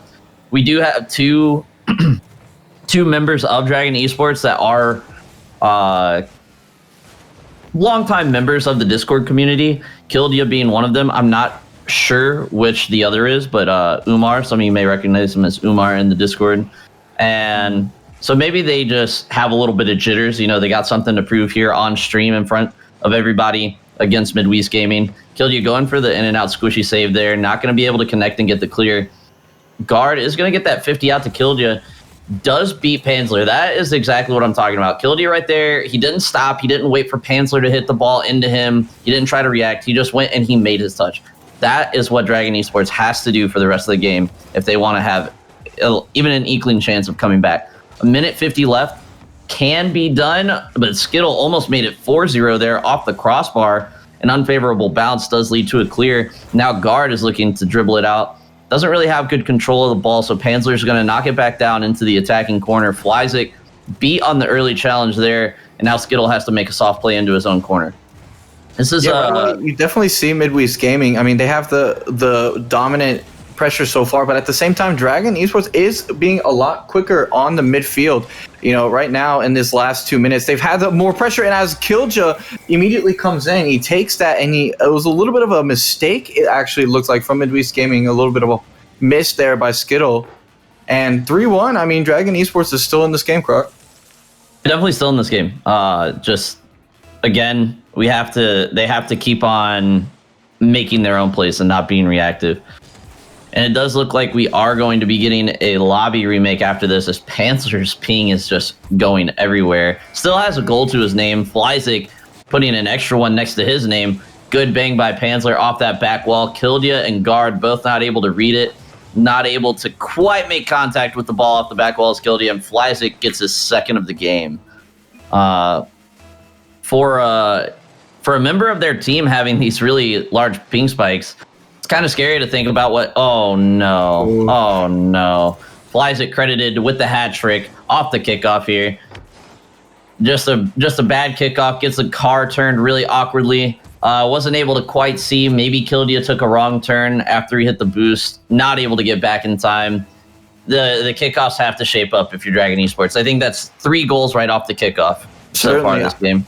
Absolutely, especially one that came as an answer right off of their first goal. I mean, you know, it just needs to clean up. There needs to be a lot more like clean rotations here from Dragon Esports. Their kickoffs definitely need to improve. I don't necessarily think that that's on the side of the rotations. I think that ultimately, you know, a team like Midwest Gaming, their kickoffs are going to be very strong. And you're going to have to, if you cannot speed up and make it to the kickoff in time, you need to just get in between the ball and the goal. And right now, I agree with the lag that Panzer's having and still having a 5-1 lead here in game 1. It's going to be really tough for Dragon Esports to ultimately come back in this game too. And I don't think if they continue to play like this, it doesn't matter what I think, they won't make it. So right now, we're just getting into the last 15 seconds. They do get a little bit of a garbage time goal, but Croc is just not looking like they're going to be able to come out of this game 1 here. Yeah, and really, that's a great pass from Killdia. Should have been a goal from Sasuke there. Sasuke a little too close in on the goal line. Maybe he was looking for bumps, but gotta play a little bit further away from the goal line there if you want to be able to get the good angle in for the shot. Guard's going to be looking to make one last second goal happen here. Panzer with a good clear. Does go across his goal line, but he knew no one was over on that side. I think the biggest positional issue right now for Dragon Esports is for the second half of the game. Look, it's happening right now. All 3 players are on the same side of the field. If you cut the field in half, like a hot dog, chat, you don't want all 3 of your players to always be on the same side of the field. That's it ends up putting you out of position. No one's covering the other side of the field, and it causes a lot of rotation cuts. And Dragon Esports was just all over that near post that game. Really need to get into the far post, get those rotations clean and quick, and I guess just be speedier. I don't really know exactly what's going to help them right now. Definitely have to clean up the kickoffs, but I think a little bit of speed will help them as well. Yeah, I definitely the speed's going to help. Kickoffs, you know, at that moment when a kickoff doesn't really go your way, it's you just need to adjust the kickoff itself. You know, you're not going to get kickoff wins by taking safe kickoffs, but it doesn't matter as long as you're keeping the goal from getting put into your net or the ball from getting put into your net. It doesn't really matter how, like, if you're going to be scoring off the kickoffs. But at the end of the day, you know, I agree. It's a speed difference. You can see it in the midfield play. Midwest Gaming is just dominating Dragon Esports in that midfield. And that's ultimately what it all kind of comes down to at this higher level, is that it's not about, who has the most pressure with the ball on the other side, because when you get into those corners, not a whole lot happens there. When you get into that midfield domination, though, when a team tends to control that midfield possession, those infield passes come out, and it can be really difficult for a team to kind of, turn it around and get even your counterattacks just don't have much pressure when you don't have that midfield presence here. Yeah, and to credit Dragon Esports, though, they did do a much better job in the second portion of that game, the middle third of the game. Certainly. Of not waiting and not playing reactive. It's hard whenever they played really well at the first 30 seconds of the game. Then they kind of fell off for the next 30 seconds, maybe up to a minute. And then for about a minute and 30, they played really well. And then, of course, they got 2 kickoff goals scored against them, which really, really demoralizes the team. And they just need to not let that get into their head. Is Midwest better than them? Maybe. But I think right now they're in their own heads. They over-respect Midwest Gaming. I'm not saying that they should disrespect them in the sense that Midwest Gaming is going to be whiffing balls or hitting them to the wrong areas. But they need to respect their own gameplay. They're here in this bracket for a reason. They know that they're a good enough team to compete. They have to show it on the field, because if they don't, they're going to get walked all over. Yeah, certainly. And at the end of the day, I like Dragon Esports. They can come into this game too. Game 1's down, but it doesn't matter. It's a series. Like winning 2-1 is the same as winning 2-0. So at this instance, they just have to come into game 2, and they really just need to put it down. It definitely looks like Nixie is not happy that we're talking down Dragon Esports here. But at the end of the day, it's gonna come down to how Dragon Esports respond in the second game. I don't think it's a tough situation to lose that badly in a game 1, but it is what it is. We do actually have some results, it looks like, from the other portions of the bracket. Yeah, let's take a look at the bracket and see what's up. Certainly. But yeah, I think Dragon to what you said, Dragon Esports can definitely come back and win the series 2-1. They just have to get out of their own heads. But for a little bit of a bracket update, Inferno taking down the Night Furies, probably no surprise there. Moving on to take on M22 Alpha, who took down Rapid Fire Gaming. I'll be honest, I wasn't sure who was going to win that match. Good to see M22 Alpha moving up a little bit. Kind of shows that they deserve to be in their spot in the power rankings that they got this week. Imperium taking down Sonic Monkeys, and Bad Players taking down M22 Comets. Definitely no surprise there for either myself or for Wallaby. Hold My Rice, though, taking down N7 Phantoms. And I'll be honest, that's going to take N7 Phantoms out of my power rankings vote this week. I don't even think they get a single point from me. Yeah, I mean, that's really tough. And what's kind of funny? I messed with Luna for making this call. But Luna did say that Hold My Rice was going to upset N7 Phantoms. They called that. Yeah. So, I mean, yeah, other than I think that one upset right there, everything else seems to be pretty standard as we expected. I wasn't really sure how M22 Alpha and Rapid Fire Gaming were going to go. That one could have gone a little bit either way. M22 Alpha definitely needed, I think, a win coming into this one. It was them. It was M22 Alpha or M22 Originals. A lot of M22s. A lot of M22s in the bracket for sure. Yeah, one of them had not really made it out of the first round in the last two tournaments. They definitely needed that win. So it's good. And to see. it looks like we're getting a call for a refresh on the bracket, so we've got even more information coming in.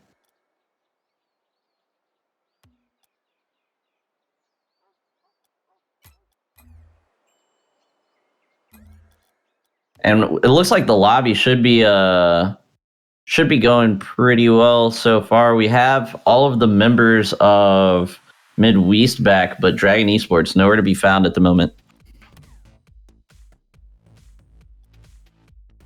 Yeah, we are trying to get them into this.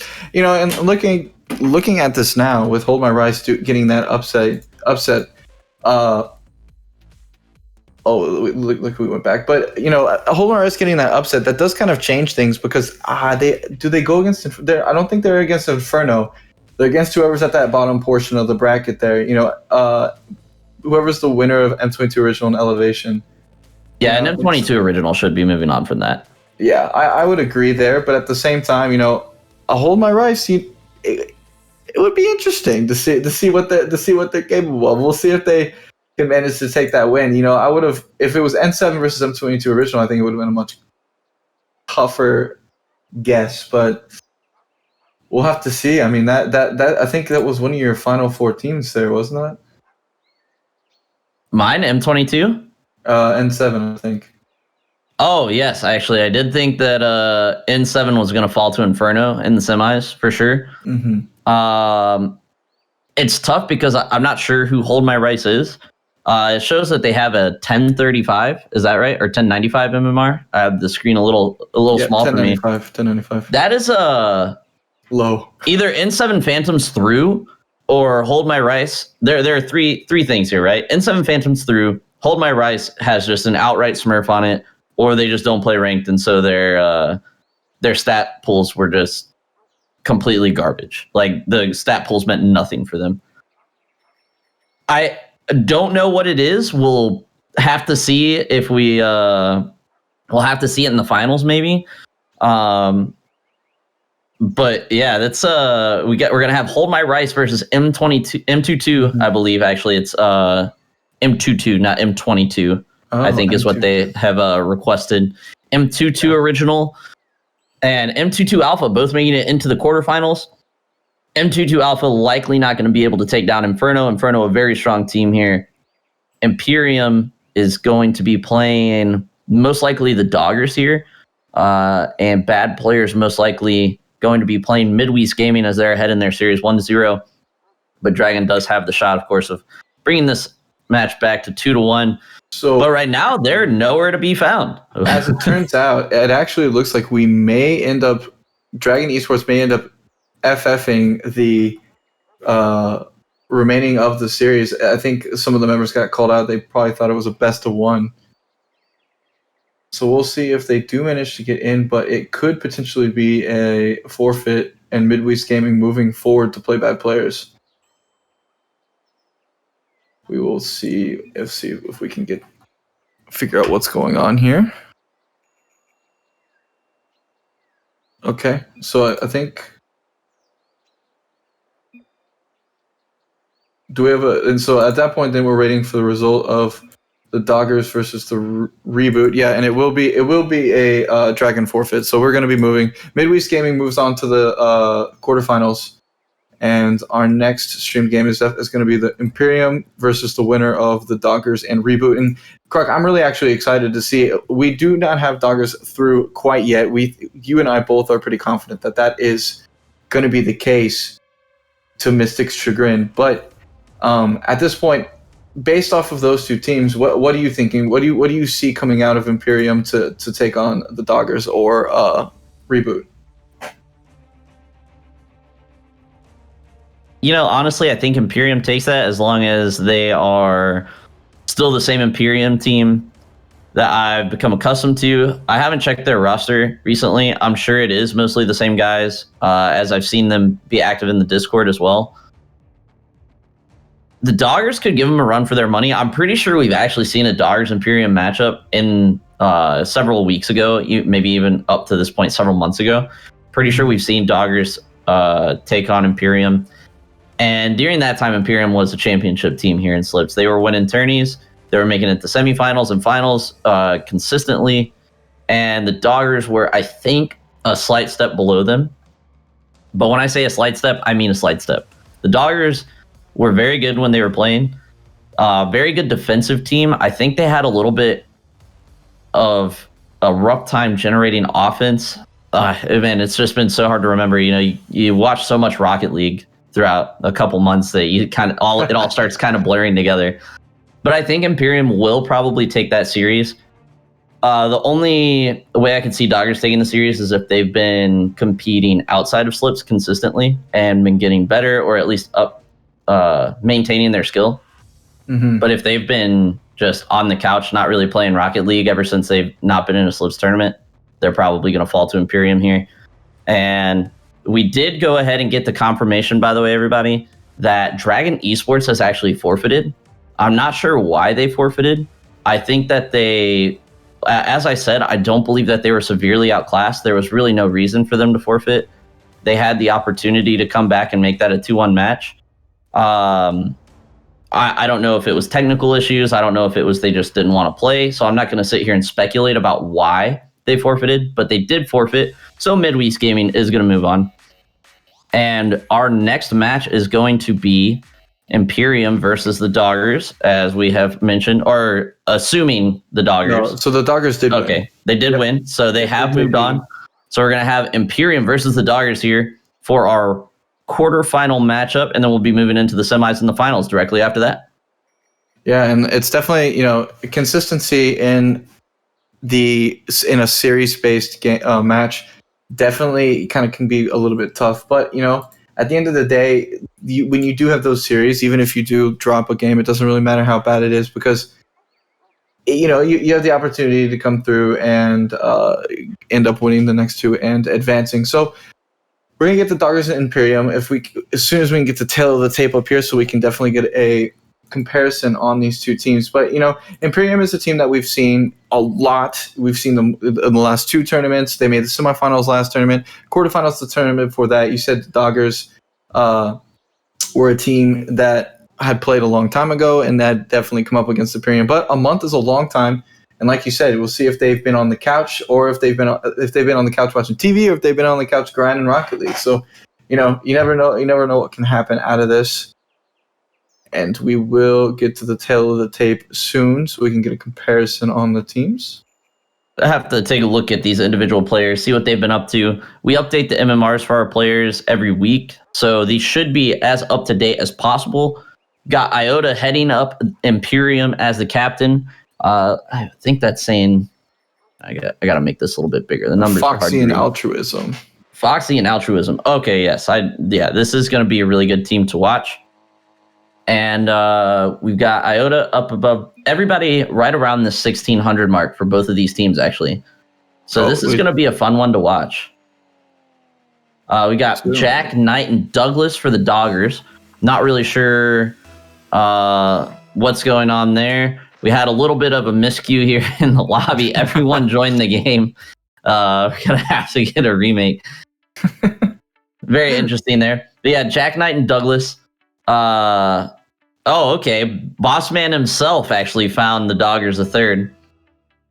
We'll have to see how good the Bossman's scouting and recruiting is. This is gonna be his test right here.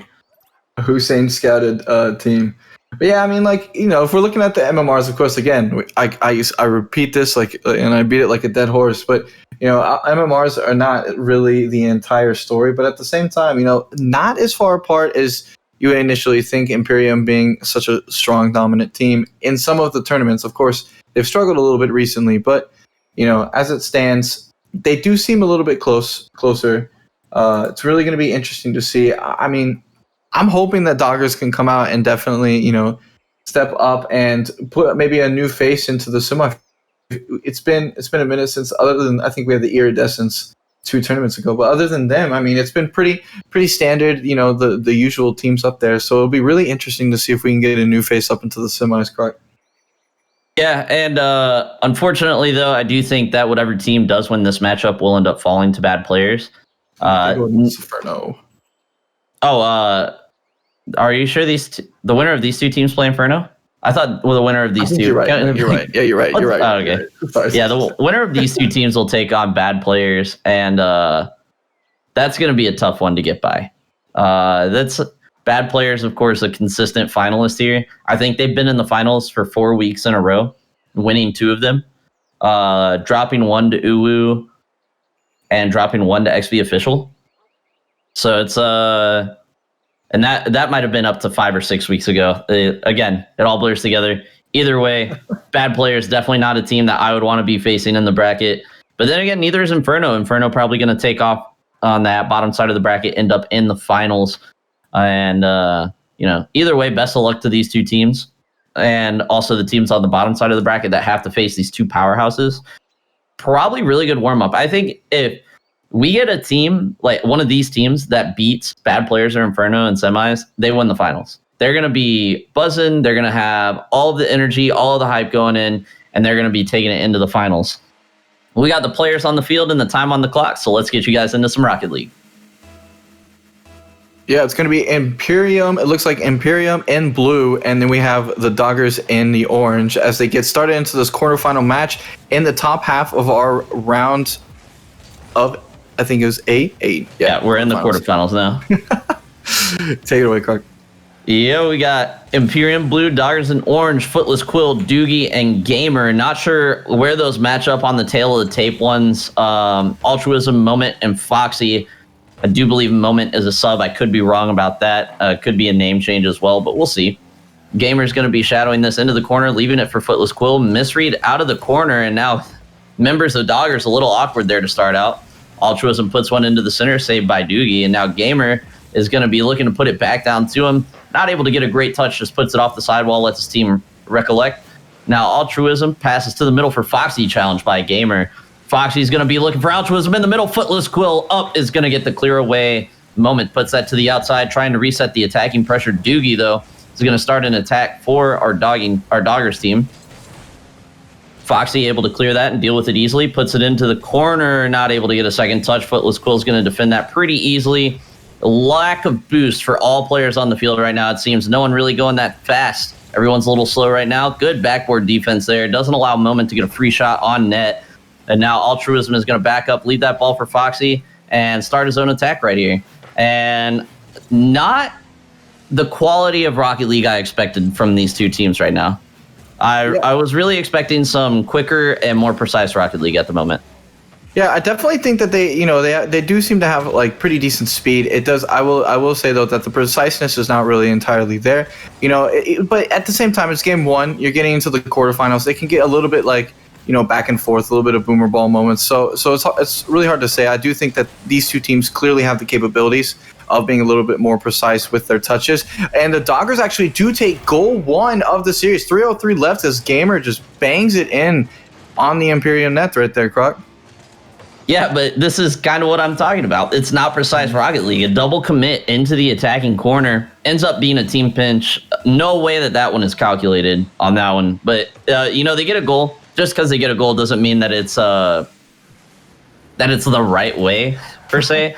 They're not going to be unhappy with the goal, at least. They're going to be thanking the Rocket League gods that the double commit didn't end up in a goal against, leaving their third man in an awkward spot.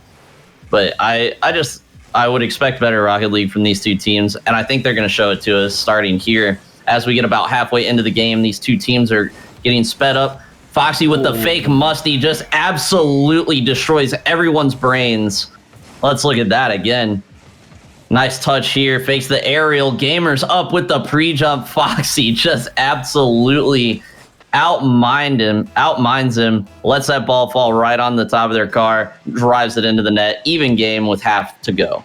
Yeah, and I mean, not a whole lot that a Gamer could do in that situation. There was a demoer on them at the moment. They had to go for it, and just a great opportunity to fake as a little bit of a miscue that does happen on defensive end. They do recover it, but yeah, I agree. It looks like. Oh my goodness, no way. Okay, it looks like the Doggers. I thought too. Looks like the Doggers. Both these teams definitely. I know that Imperium has a sub in right now in Moment. The Doggers are running with a random third as well in Night. Oh, nice little shot there coming out from Foxy. But at the same time, they have the skill. They just need to get a little bit used to playing with those lineups. And I think that the double commits are definitely affecting the speed and precision here. It's kind of throwing a lot of people off. As soon as these two teams clear up both of those, Croc, I do think that this will get a lot to the level that we kind of expect from them. It's nice to see that the clean play by Foxy there, the solo play, really did kind of get everybody back into the game. So I'm hoping to see a little bit more of those. Moment with a good air roll clear over. Footless Quill's going to send it right back. Pops up for Doogie. Doogie is not missing that one. Soft little kiss into the net with no one there to defend. Let's see where all the defenders were. Moment's up for boost. Foxy overcommits his third man a little bit, and it looks like on the far side, Altruism either just turned off improperly or got bumped away. Either way, Doggers take the lead here with 1:25 left. They're up by 1. Foxy should be first one to this ball. Doesn't get a great shot on net. Gamer with a pass to Doogie. Back to Footless Quill. Back to Gamer. Not going to be able to get there in time and put a shot on net. Safely rolls out to the corner for our Imperium team. And now Imperium on the attack. Altruism's going to be looking for a teammate. No, goes for the fake air roll shot instead. Almost wins the 50 really well. Not quite well enough, though. Foxy trying to collect it on the wall. Does get challenged by Doogie. Now Moment starting the attack, challenged by Gamer early. Foxy with a whiff in the midfield. That is going to be dangerous. Doogie puts it in the top right corner. 3-1 for the Doggers. Yeah, it looks like Foxy just kind of ran out of boost. Didn't really have enough to get up there when they wanted to, and it should have probably maybe rotated back to get to that third back post spot. But, Doggers do take the 3-1 victory, and this is really huge for them. They, coming into game one, they're going against a very strong Imperium team. They needed to come out strong, and they have. So, Croc, with 45 seconds remaining here, Imperium is going to really need to come out fast, and they're going to need to come out precise like we were talking about if they're going to want to have a chance here. Doggers just need to hold on for the next 30 seconds. Yeah, and I think that they will. I think that this will end up being Doggers' game, but Moment coming in to shut me up. I think that was a rough clear from Gamer here. Yeah, just kind of pops it out. Doesn't get it into the corner. Foxy able to slam it off the back wall. Footless Quill not on that far post. Has to go up awkward. And Moment just puts it into the wide open right side of the net. 30 seconds and only one goal separates these teams. Imperium can do it. Altruism coming in quick on the kickoff. Doogie is going to put a nail in the coffin. But instead of doing that, he just slams the ball into the post. That's a rough time to hit a post on an open net. 20 seconds left in the game, only up by one. Got to try and seal your own fate there. Get that 2-goal lead. Gave Imperium a chance to come back, but there is very little time left on the clock. Winding down to 0. Moment's going to try and catch this maybe. No, Foxy misses the flick. Oh, Altruism kicking the ball in his car. The clock will hit 0 and the ball will hit the ground. The Doggers take the first game of the series. Wow. Yeah, I mean, and like we said at the beginning of this game, it definitely was not quite as crisp as we expected to see, but it's really important that the Doggers, they take the opportunity that they were given and they take that away. Doogie, coming out with 2 goals, 2 saves on 4 shots and an assist, a part of every single goal on the offense for the Doggers there, and did seem to be one of the faster players on the field for them. Footless Quill, we do know, is a little bit more of a defensive-based player based off of what you had seen before. Gamer, we weren't really sure what was going to come out. I think it was Gamer or Doogie. We weren't really sure what was going to come out of them. But at the end of the day, a good win, I think, for the Doggers. Definitely really needed in this best-of-3 series. And right now, looking at this, Croc, who do you think Imperium's going to take game 2? You think Doggers just seal it away? I think that Imperium takes game 2 here. I think that Doggers sit back a little bit. Not very much, not enough to be very noticeable, but I think that they sit back a little bit and Imperium pounces on it. Mm-hmm. They're going to have the energy. They're going to go in. They're going to pounce on the game. And I think they take this one by at least 2 goals. 2 goals. Okay. Fair enough. And we do get into game 2. We will see if your prediction becomes correct, Croc. We shall see. I'm just a lowly caster, no bias or anything, but it would be nice to be right with my predictions. Have another Cork Brain week like 2 weeks ago. That was pretty solid. Yeah, that was. Foxy almost gets the flip reset on that one. That would have been a really nice opener for Imperium. Would have really gone with the whole, they're going to pounce on their opportunity here.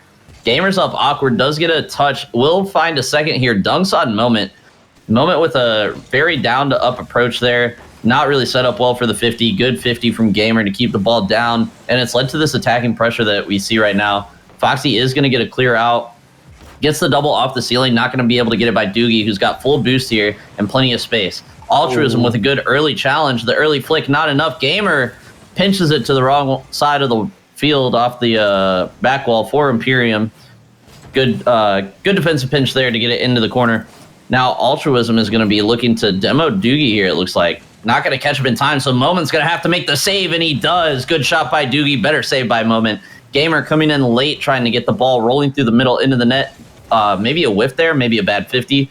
Gamer now on the wall, not going to be able to beat both players of Imperium there, so Altruism's going to take the shot. Nearly open net. Gamer back in time. Doggers and Imperium both playing better Rocket League right now, in my opinion, than the first game. Certainly, it definitely seems a lot more crisp here. You know, they're looking for their teammates. They're getting the touches that they need to get, and the challenges are coming up so much faster here in the midfield. It's really good to see. You know, right now it doesn't seem like really any team is dominating, you know, the offensive side. They're even in shots. It does look like, I think that Imperium has had a few better opportunities than the Doggers have, but, you know, the Doggers are responding well. They're getting those third mans into the proper rotation, and right now, you know, it's a pretty evenly matched game too here, Croc. Yeah, I'm very excited to see that the Doggers haven't let their foot off the gas pedal as I thought they were going to. Because that kind of leads to just really sloppy Rocket League, which we don't like to see on the desk. Ooh, good shot by Gamer there. Moment coming in out of the near post to make that save. Really good defensive play by both of the teams so far. Good defensive rotations, good defensive cutouts, saves, everything right now. Just need to get a little bit more attacking pressure. Seems to be a lot of counterattacking going on right now, which isn't a bad thing. But the overall offensive pressure is a little low. Foxy's going to double tap this one. Doesn't find the net, finds the crossbar instead, and Altruism can't find the top left corner. Imperium's going to be wishing they had both of those opportunities back, because Foxy, I honestly thought Foxy was scoring. I thought there was no doubt in my mind that he was scoring that. And then when he hit the crossbar, I was like, oh, don't worry, Altruism's going to finish it up. And then he finds the top left part of the crossbar. And now it's going to give the Doggers a little bit of a chance here. Footless Quill maybe going to be able to turn on that too slow to beat moment. Foxy now into the corner, pops out mid for Altruism. Doesn't get a shot on net, looks for the double tap. Not going to be able to put it down on net again. Imperium's got to hit the net on these opportunities, or else they're going to leave their third man back in an awkward spot, and Footless Quill's just going to style on him.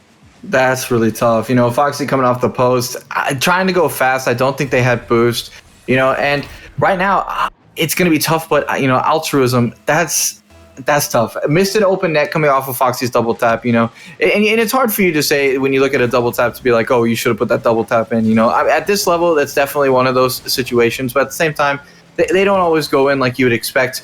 As Gamer actually, almost got another shot there. But, you know, Altruism had two opportunities on open nets to put it in and missed both of them.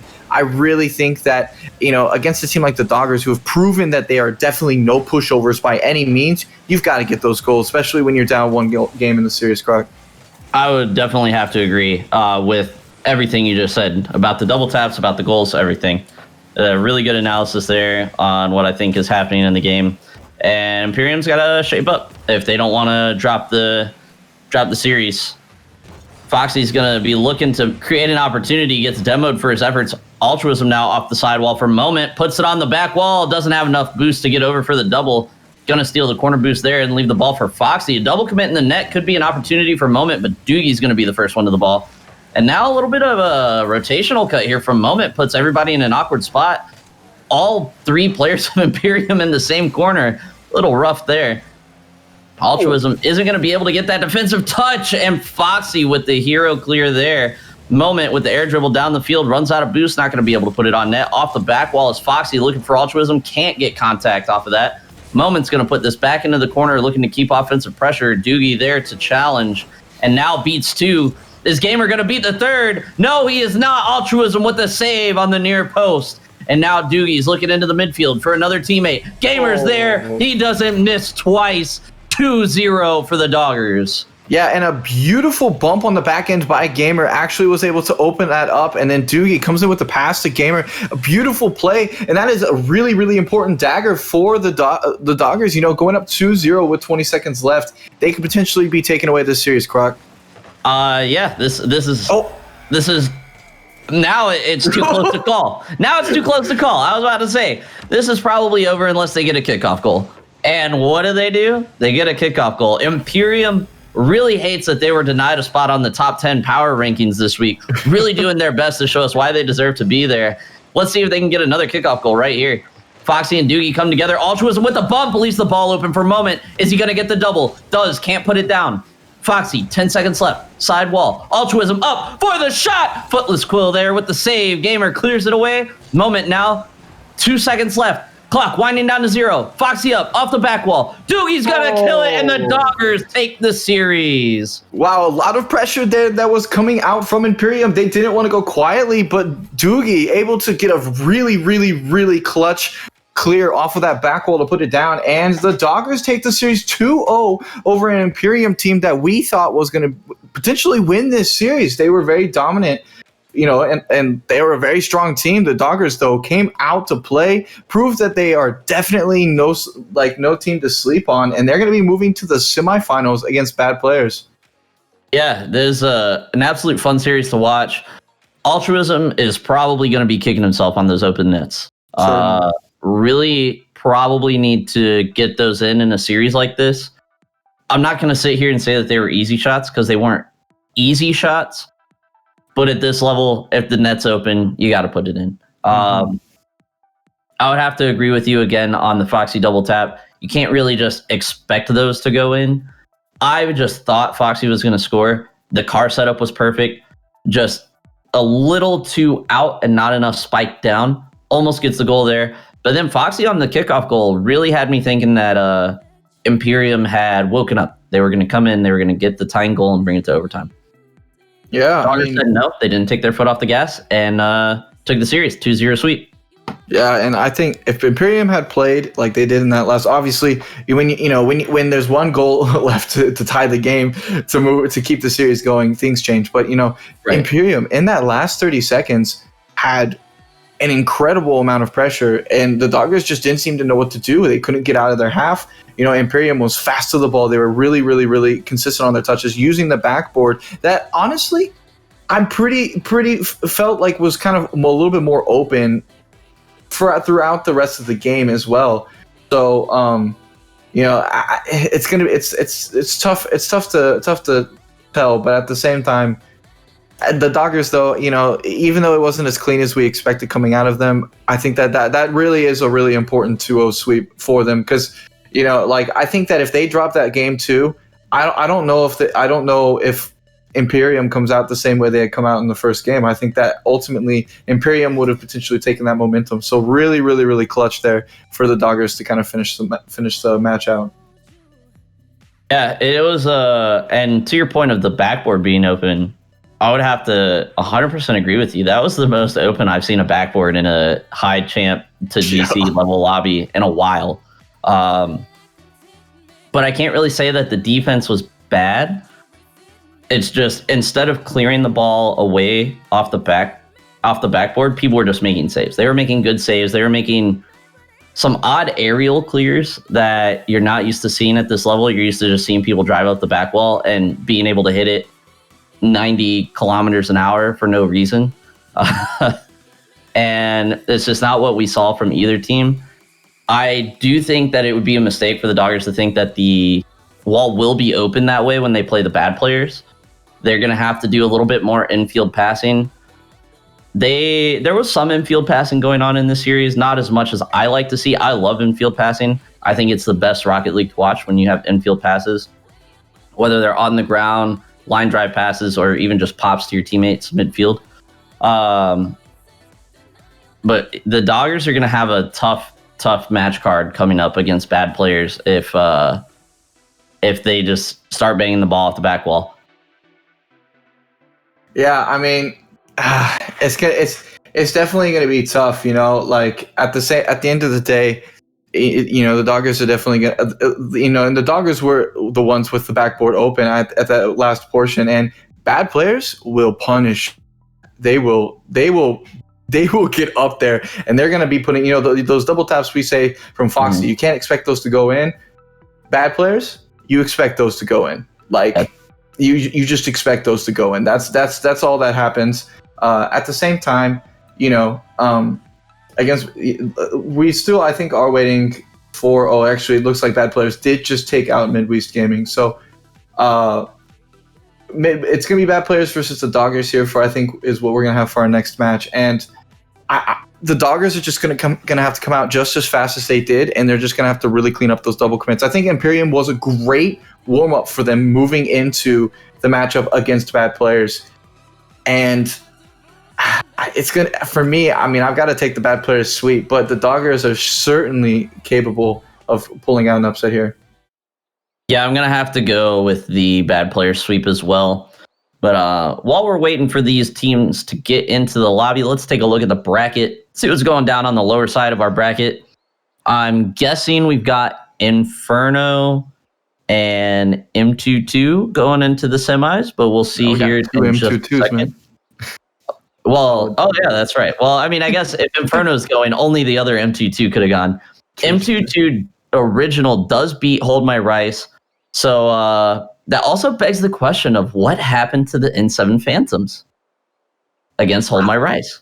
I don't know. I mean, that is an upset. We just, I mean, it was so unrealistic to us that we just didn't really know what to think when it happened. But you know, it could have just been that Hold My Rice just came out and played quite like out of their minds for that match. But regardless, M22 original puts them away. You know, it's like, look, you got to the quarterfinals. Congratulations. We're going to be taking our spot in that semifinals. And they do, which is really important for them because I think that they had been struggling recently. So going into the semifinals, great opportunity for them to show against a very strong Inferno team what they can do. And Croc, it looks like, you know, Bad Players, Inferno, they're both sitting here in the semifinals. Is that, based off of what we've seen so far, everything going on, is that what you still see as being the finals? Oh, yeah, absolutely. Bad Players, Inferno, going to be taking the finals here. And I think Bad Players take the finals in a 3-2. I expect a Game 5. Inferno, it also depends. But my thought here is I think Inferno has a little bit of an easier time going up against this M22 original team. Mm-hmm. A lot of people, in my opinion, overrate this M22 squad. I think that they're good.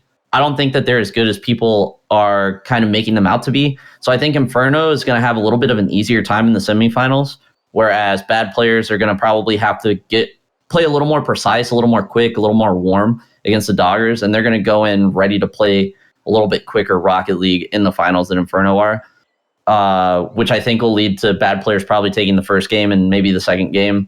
Inferno fighting back, taking a couple games, and then Bad Players taking it in a 3-2. Man. But I could definitely be wrong. You're calling the next 3 matches right here. Yeah, but it looks like we do have everybody coming into the lobby now. Really quick, if we can get the tail of the tape between these two teams before we get into the semifinal match. Actually, it does not look like we will have time. They will get ready to go. And we do have the first semifinal match, Bad Players versus the Doggers. Croc, this is going to be really interesting to see how the Bad Players step up against this Doggers team.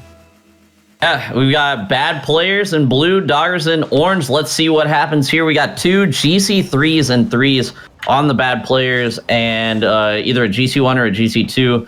All of the Doggers being GC1s, I believe, according to that tail of the tape. So Bad Players do have the advantage on paper. Ludwin, who was out last week, is now back for the Bad Players. Going to be looking to avenge his team who dropped the finals to Team Uwu last week. And already looks like just this. You can see the speed difference, in my opinion, already. Yeah, would you agree? Yeah, certainly. You know, Bad Players come out. I mean, Ludwin putting that first goal away, and it is just dominant. There were 2 demos, I think, that I'm not quite sure which player was the one from Bad Players doing it, but the Doggers, 2 defenders there got demoed, and, you know, just so much open space in the midfield compared to the last match that we saw. Bad Players taking advantage, and Ludwin putting that first goal away for them. Yeah, really good play from the Bad Players to start here. Ludwin already a little bit warmed up. As Luna mentioned, he played in the 1v1 tourney earlier. Dropped the games to PSYONIX. Not something that a lot of people probably expected. A lot of people probably know who PSYONIX is by checking out the Discord, but not someone that we get to see play a lot. Took down Ludwin in a 1v1, and now Ludwin's going to be looking to prove himself. Finds the crossbar inside of the net there, but Jalen just gets the free open shot off of the whip defensive clear. Good bang here from Ludwin. Footless Quill caught on the near post, not able to get up. Doogie in the middle of the net, not on the far post. Tries to go up, block that ball from hitting the crossbar or potentially going in under the crossbar. Misses and leaves Jalen a free open net. Yeah, I mean, this is exactly what I was talking about, though. Doggers left that backboard open. You know, a Doogie there is stuck in the middle of the net, and that's just not the place that you want to be. You need to get up on that backboard to get those clears out. If you're there for the clear, that never happens. Bad Players will continue to punish that if they don't, and right now, Doggers really need to clean up these defensive rotations if they want a chance here, Croc. I would have to agree. 2-0 down to bad players is not a place you want to be in any game or series. Ludwin now is going to try and take this out to the corner. Jalen up on his own back wall looking for a clear. Bumped away, not going to be able to get a touch. Ludwin with the save off of Gamer's shot. Doogie out into the middle again looking for Footless Quill, who decides not to commit there. Gamer is going to be able to intercept the clear in the midfield. One to beat. Ludwin on the back wall gets dunked by Doogie. Oh my gosh. He just ended Ludwin's whole career. Man, a great dunk here from Doogie. And right away, we saw the Doggers, that was a lot cleaner in the midfield there. A lot more speedy. Yeah. Their rotations were a lot more precise. I think there may have been a little nerves. They know bad players are a good team, So I think that they just need to get out of their heads and just continue to play exactly like they did in that little back and forth.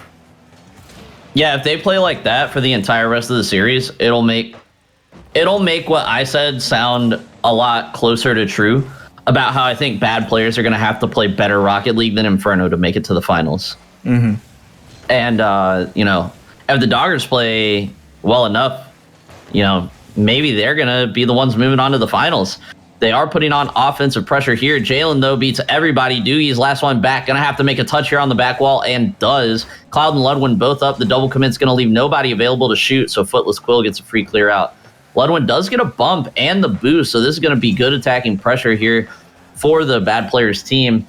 Pops down off the... Oh my gosh, what an absolute spike by Jalen, and what a save by Footless Quill. That saved a goal that would have really demoralized, I think, the Doggers. Bad players would have had a nice, stylish goal there. Doogie now has the flip reset, I think. Either doesn't use the flip or didn't get the flip reset. Doesn't get the ball cleared out. Footless Quill coming in to finish the job. Doogie now in the corner gets beat by Jalen. Gamer's going to try and pass this out. Does get the pass out. Doogie has no boost. Tries to drive over the 100. Has 12 now. Gets the pop into the middle for Footless Quill. But Jalen is on the back wall. Not going to let that one drop down. And there's this Gamer actually on the back wall. I was just about to say, there's a difference between the back wall defense right now. But Gamer up on the back wall there with a good solid clear. Maybe they're starting to realize that they need to play on the back wall a little bit more against this team. Certainly, you can see Gamer up there again. I think that they have improved their back wall defense drastically. Footless Quill on that Jalen spike, it was a back wall save. So as it stands right now, the back wall defense is improving, but it doesn't really matter when Cloud puts it in right there. And again, two defenders stuck right there. Nobody again on the back wall clear. Gets you out of there. But of course, when you're coming back around those transitions, it can get really tough to get up there. But regardless, Cloud puts in a nice shot there. 3-1 for them with a minute 16 remaining here. Yeah, and one thing I've always thought about with bad players is, do you think that other teams get tilted by getting... Oh my God. I got... Jalen. just absolutely froze me in my speech. Double commit. I was about to kind of harp on him for it, but ends up getting a very nice double touch there. Reads it great, going all the way down to the floor to get the ball back. What an absolute beauty of a goal. But as I was saying, I wonder if other teams get kind of tilted by getting styled on by console players. Like, right? Like, if you're a team in one of these high-level tournaments, you're like, oh yeah, PC Master Race, whatever. And then you get styled on by this team with two console players on it, and you're like, wow, these guys, like, we've got our 144 hertz gaming monitors and insane graphics cards that still run the game at 300 FPS. But we just lost to a guy playing on PlayStation with 30 frames a second. Oh my gosh. That's got to be a little tilting, right? I mean, it's hard for me to say. If you are one of those people, I think that lets it get in your head about console players versus PC players. I can see how that would be a little bit tilting, certainly. But as it stands, bad players have definitely. I think at this point, everybody kind of expects bad players to be good in these tournaments. So I don't know if console players have to do too much with it, but you never know, Croc. Some people get upset by the craziest things. Yeah, bad players do take this game right here pretty handedly as well, if I might add. I'm gonna take a look at the stats, kind of see how everybody's playing. Doogie with the lone goal for the Doggers is still gonna end up on the bottom of the leaderboard thanks to the defensive efforts of Footless Quill and Gamer. 5 shots for the Doggers and 1 goal. 10 shots for bad players and 4 goals. The shooting percentage is absolutely insane. Yeah. A lot of, I feel like the Doggers played really well against Imperium with saves, right? We kind of talked about that moving into this match. I think that maybe they're trying to play the same game here and just letting bad players take their shots and attempting to get saves, when I think maybe they need to be challenging a little earlier and not letting bad players get these shots off. I don't know if that's actually a strategy that's going through their head or if that's just how they're playing, but really got to stop letting these guys take shots. Yeah, I agree. And like I know I'm a broken record at this point, but at the end of the day, they had a period of time in that game, right, where they were controlling the backboard on their defensive end, and they had really good clears coming out of them, and they were clears that had purpose. They were clears to players that were going on counterattacks, and it opened up your midfield. The bad players, you had some double commits that were kind of leading into different plays. I think if the Doggers control that backboard on their defensive end, I think that they potentially could have a much better, stronger showing here in game 2. Yeah. And just to clear up some questions in chat, Ludwin on PC probably does use a controller. Almost everybody, like 95% of the Rocket League player base uses a controller no matter what platform they're on. But we're talking about Cloud and Jalen, who are playing on a console platform. Ludwin opens up the scoring right there early into the game. 4:36 left to play. Gamer, Footless Quill, both trying to play some defense there. Beautiful demo by Jalen to just open up every spot of the net for Ludwin. Ludwin's not missing those. I mean, that's tough. I think that's just a good demo at that point. A Doogie maybe potentially could have noticed a little bit quicker that was coming out. But at the end of the day, Jalen, great demo to start it up and almost gets a great following touch there. And right away, bad players. Down 1-0 when you're down in the series, it's going to be really tough, I think, here for the Doggers to come back, even though a 1-goal difference doesn't seem like a lot. It's just the pressure here is very, very one-sided. Yeah, I would have to agree. Bad players just playing a lot faster. Doggers, I can't put my finger on like what I don't like about their gameplay right now. A little bit of near post play, a little bit of sit back and wait kind of play style going on right now. But I don't know. There's something that's missing for me, but I can't put my finger on it right now. Cloud gets some offensive pressure going here, looking to make the game a 2-0 game. Ludwin's going to put it onto the back wall. No backboard defender here. He's going to, it leaves it for Footless Quill, actually, who does get the clear. Cloud first one to it. Should be a shot for Jalen off the double touch, but Cloud does miss the double touch. So Jalen passes to Ludwin. Gamer with a good clear there.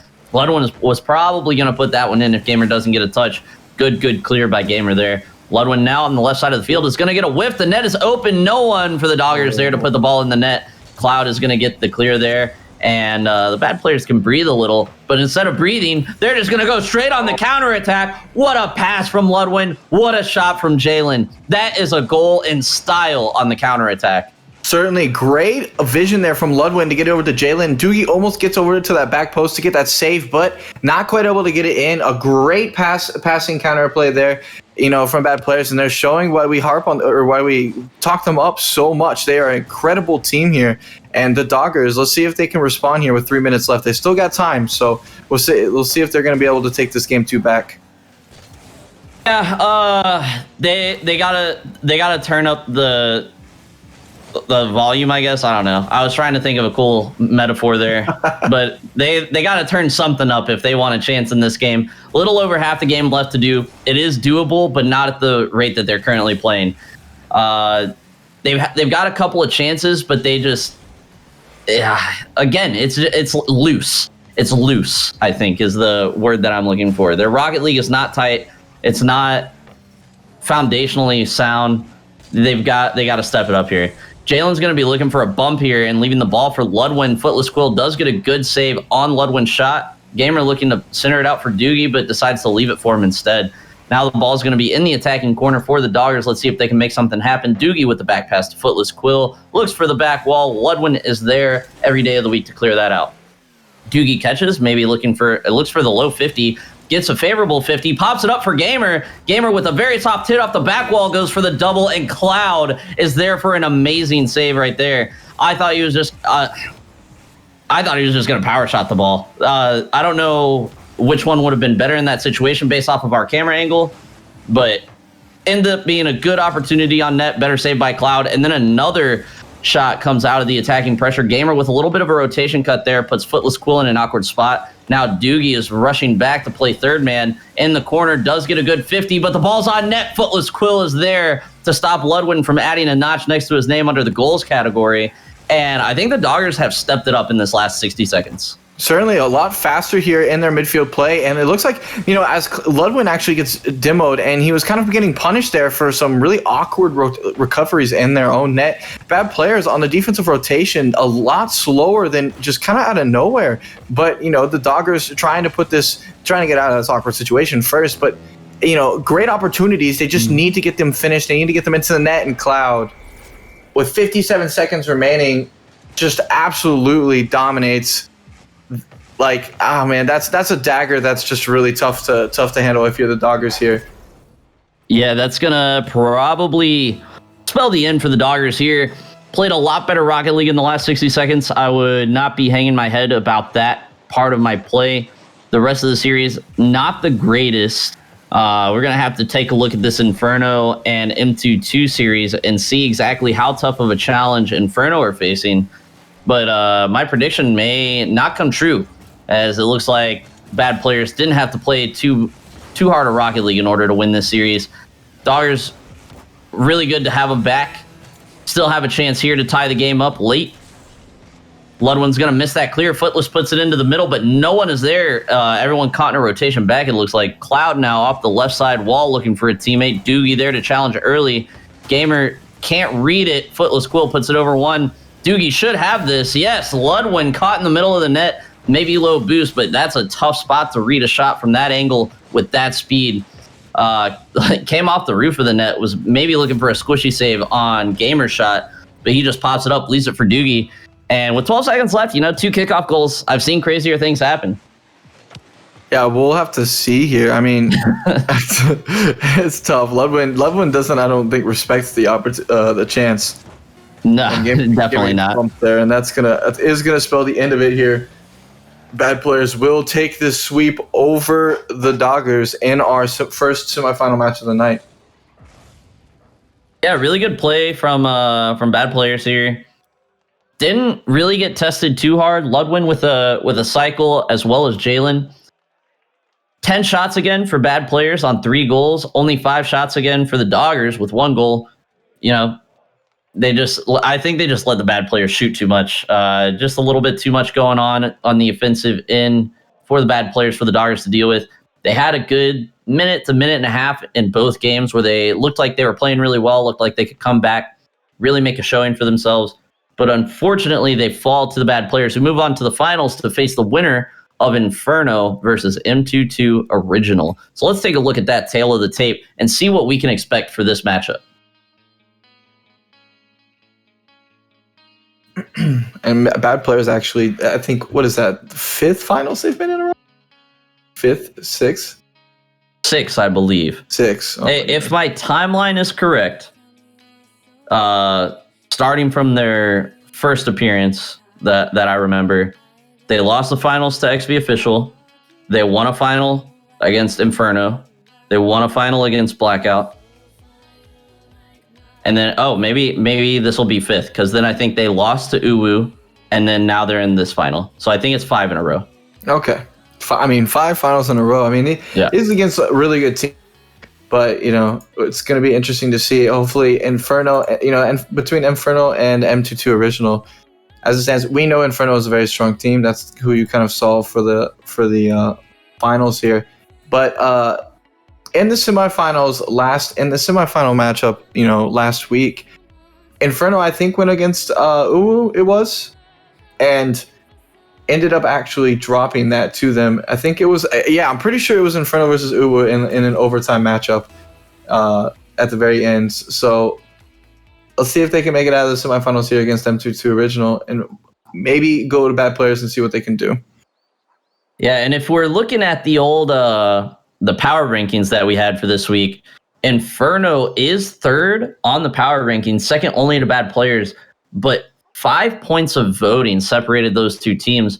So obviously the committee thought that there was a little bit of separation between bad players and Inferno. So we're going to have to see how that final shapes up if and only if Inferno can take the semifinal match here.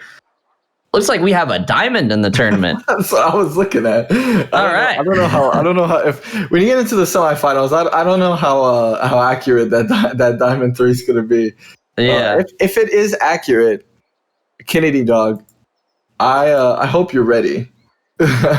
Yeah. I hope you're ready to come out and really play at a level you've not quite played before, probably, because that's gonna be tough. But my guess is that is either not accurate. He doesn't play ranked 3s or something. A diamond 3 doesn't just happen into the semifinals in this bracket. Yeah, I agree. Unless you're playing with like a Justin, some like energy setups or something, Yeah. Well, I do know that Inferno is looking to kind of shut me up, as the last time that I casted for them, I kind of gave them a lot of shit for going for solo plays and just banging the ball off the back wall. And there's actually a tick. Oh my gosh, Valenti opens up the scoring early. Just CBK with a good pass off the sidewall here. Valenti reads it well. Gator not up quick enough. 1-0, only 6 seconds into the match. And that's M22 Original in orange putting the first goal in. But there's a TikTok on our Slips TikTok where I just kind of trashed the entire team of Inferno for not passing. I kind of felt bad. It was a little toxic. It was really sarcastic. So they're going to be looking to shut me up here and really get some good passing plays going and get some goals. Gator with a whiff there in midfield could have been really dangerous. Could have led to an early 2-0 lead for M22 Original. But now Neb has the ball in his car, looks for a low 50, ends up not getting a good one. No, third man is back. Everyone's committed. CBK Nova not going to get there in time. Gator able to speedily rotate back into the defensive position. Now he's going to clear it down the field. Palenti's there for a bang off the back wall. No one's on the backboard. It looks like, a double commit. Very dangerous. Palenti's got an open net. He knows it. Slots it in easy to that top right corner. Wow, great shot there by Palenti. The double commit though coming out from Inferno is really what was the problem there. I think ultimately you get one sense up there, you have somebody back post. You potentially don't have that happen. But I will say though, Clark, I'm pretty certain that both these teams have something to prove against you. You did call M22 Original overrated, as I get another kickoff. Oh my CBK goodness. Nova, and M22 Original is out here to play 3-0. Yeah, they are. Inferno.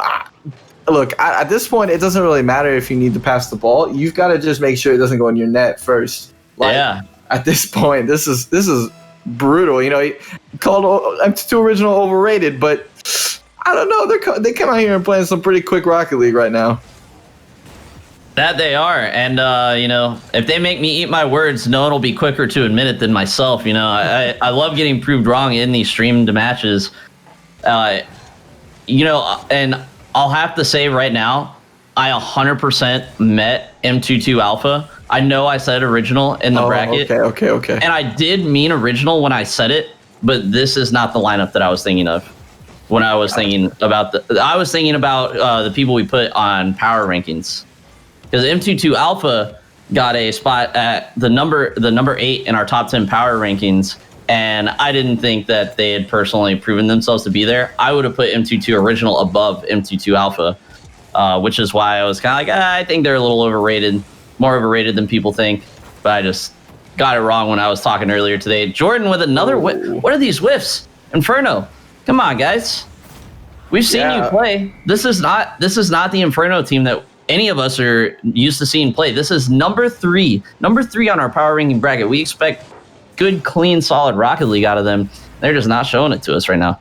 Yeah, and Gator definitely, I think, is struggling right now on that defensive end. Out of the 4 goals that have come through, 2 of those are off of whiffs that have come from his defensive play. So it's really, I think it's gonna be up to him ultimately to be stepping up on the defensive side. But he's not the only one.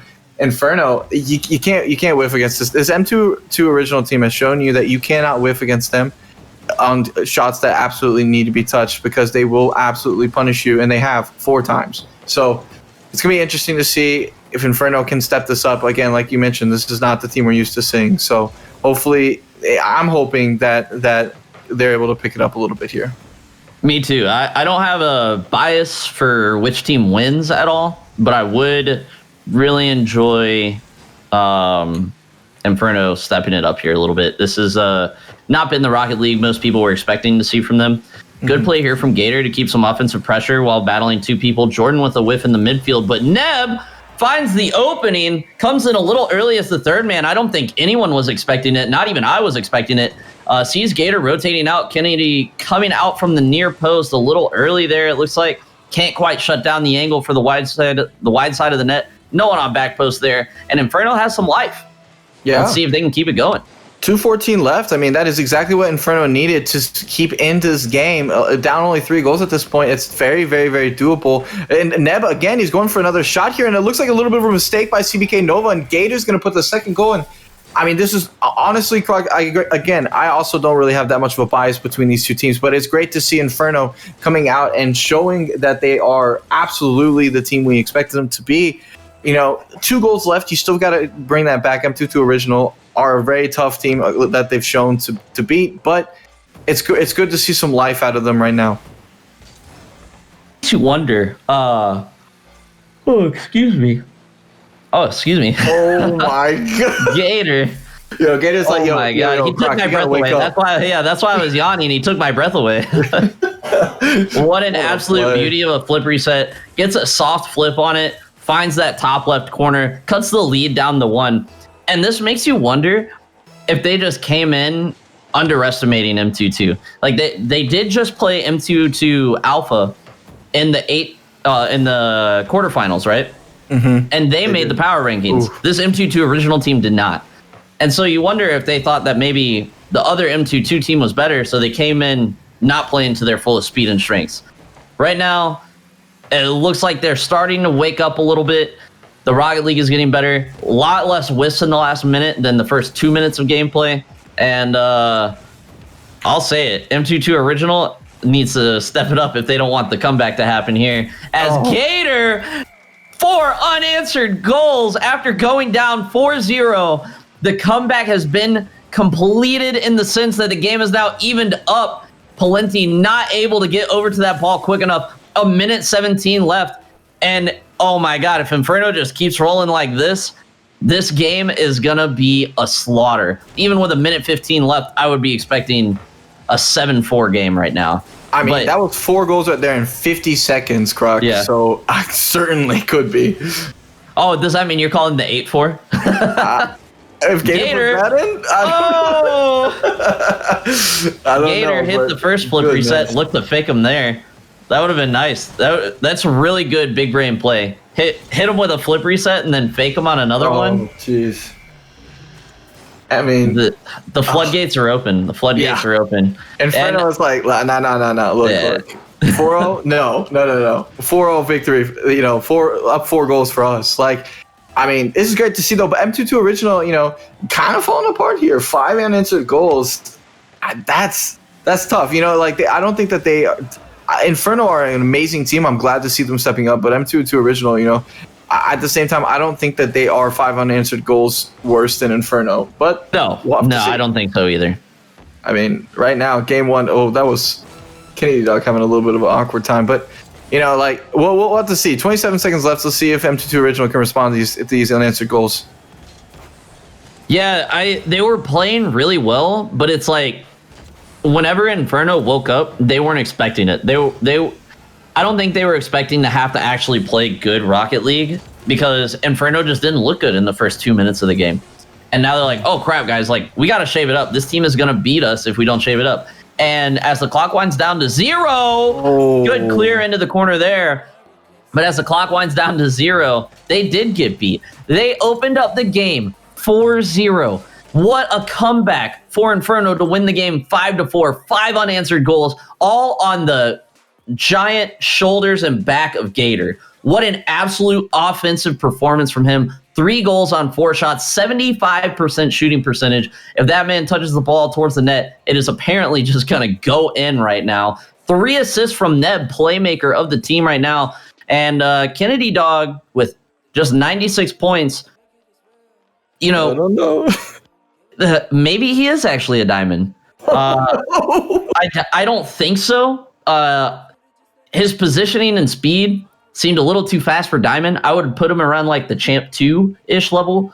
But a lot of odd touches from Kennedy Dog. Looked like a lot of, oh my God, I'm here. Everybody's so fast. I need to touch the ball just to like make sure no one beats me. Not like, okay, I'm here. I have the ball in this area. Here are the defenders. Where should I hit the ball? And then touching it to a desired location. Sure.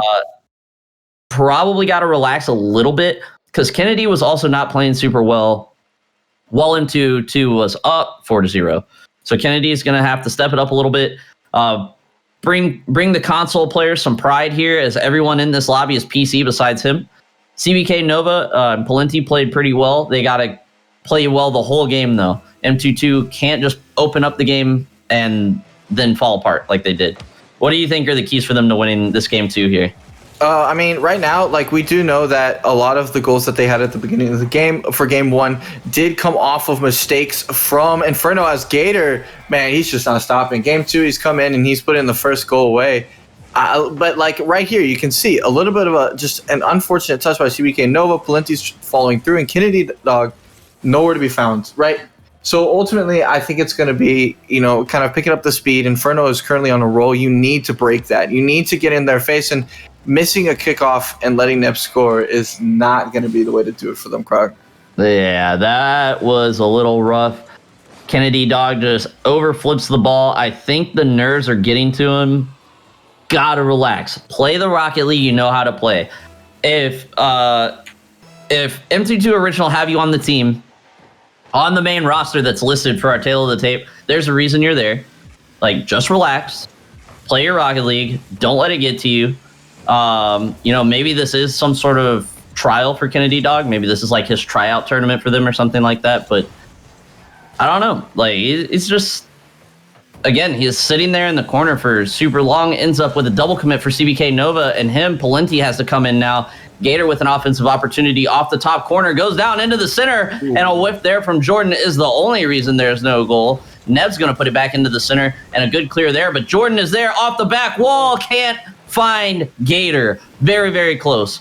Gator close to putting that one in off the back wall. Double commit in the corner, though, should give our M22 team a little bit easier time to clear the ball away. Polenti with a whiff. Gator is going to put that one on net. CBK Nova waiting enough to save that shot.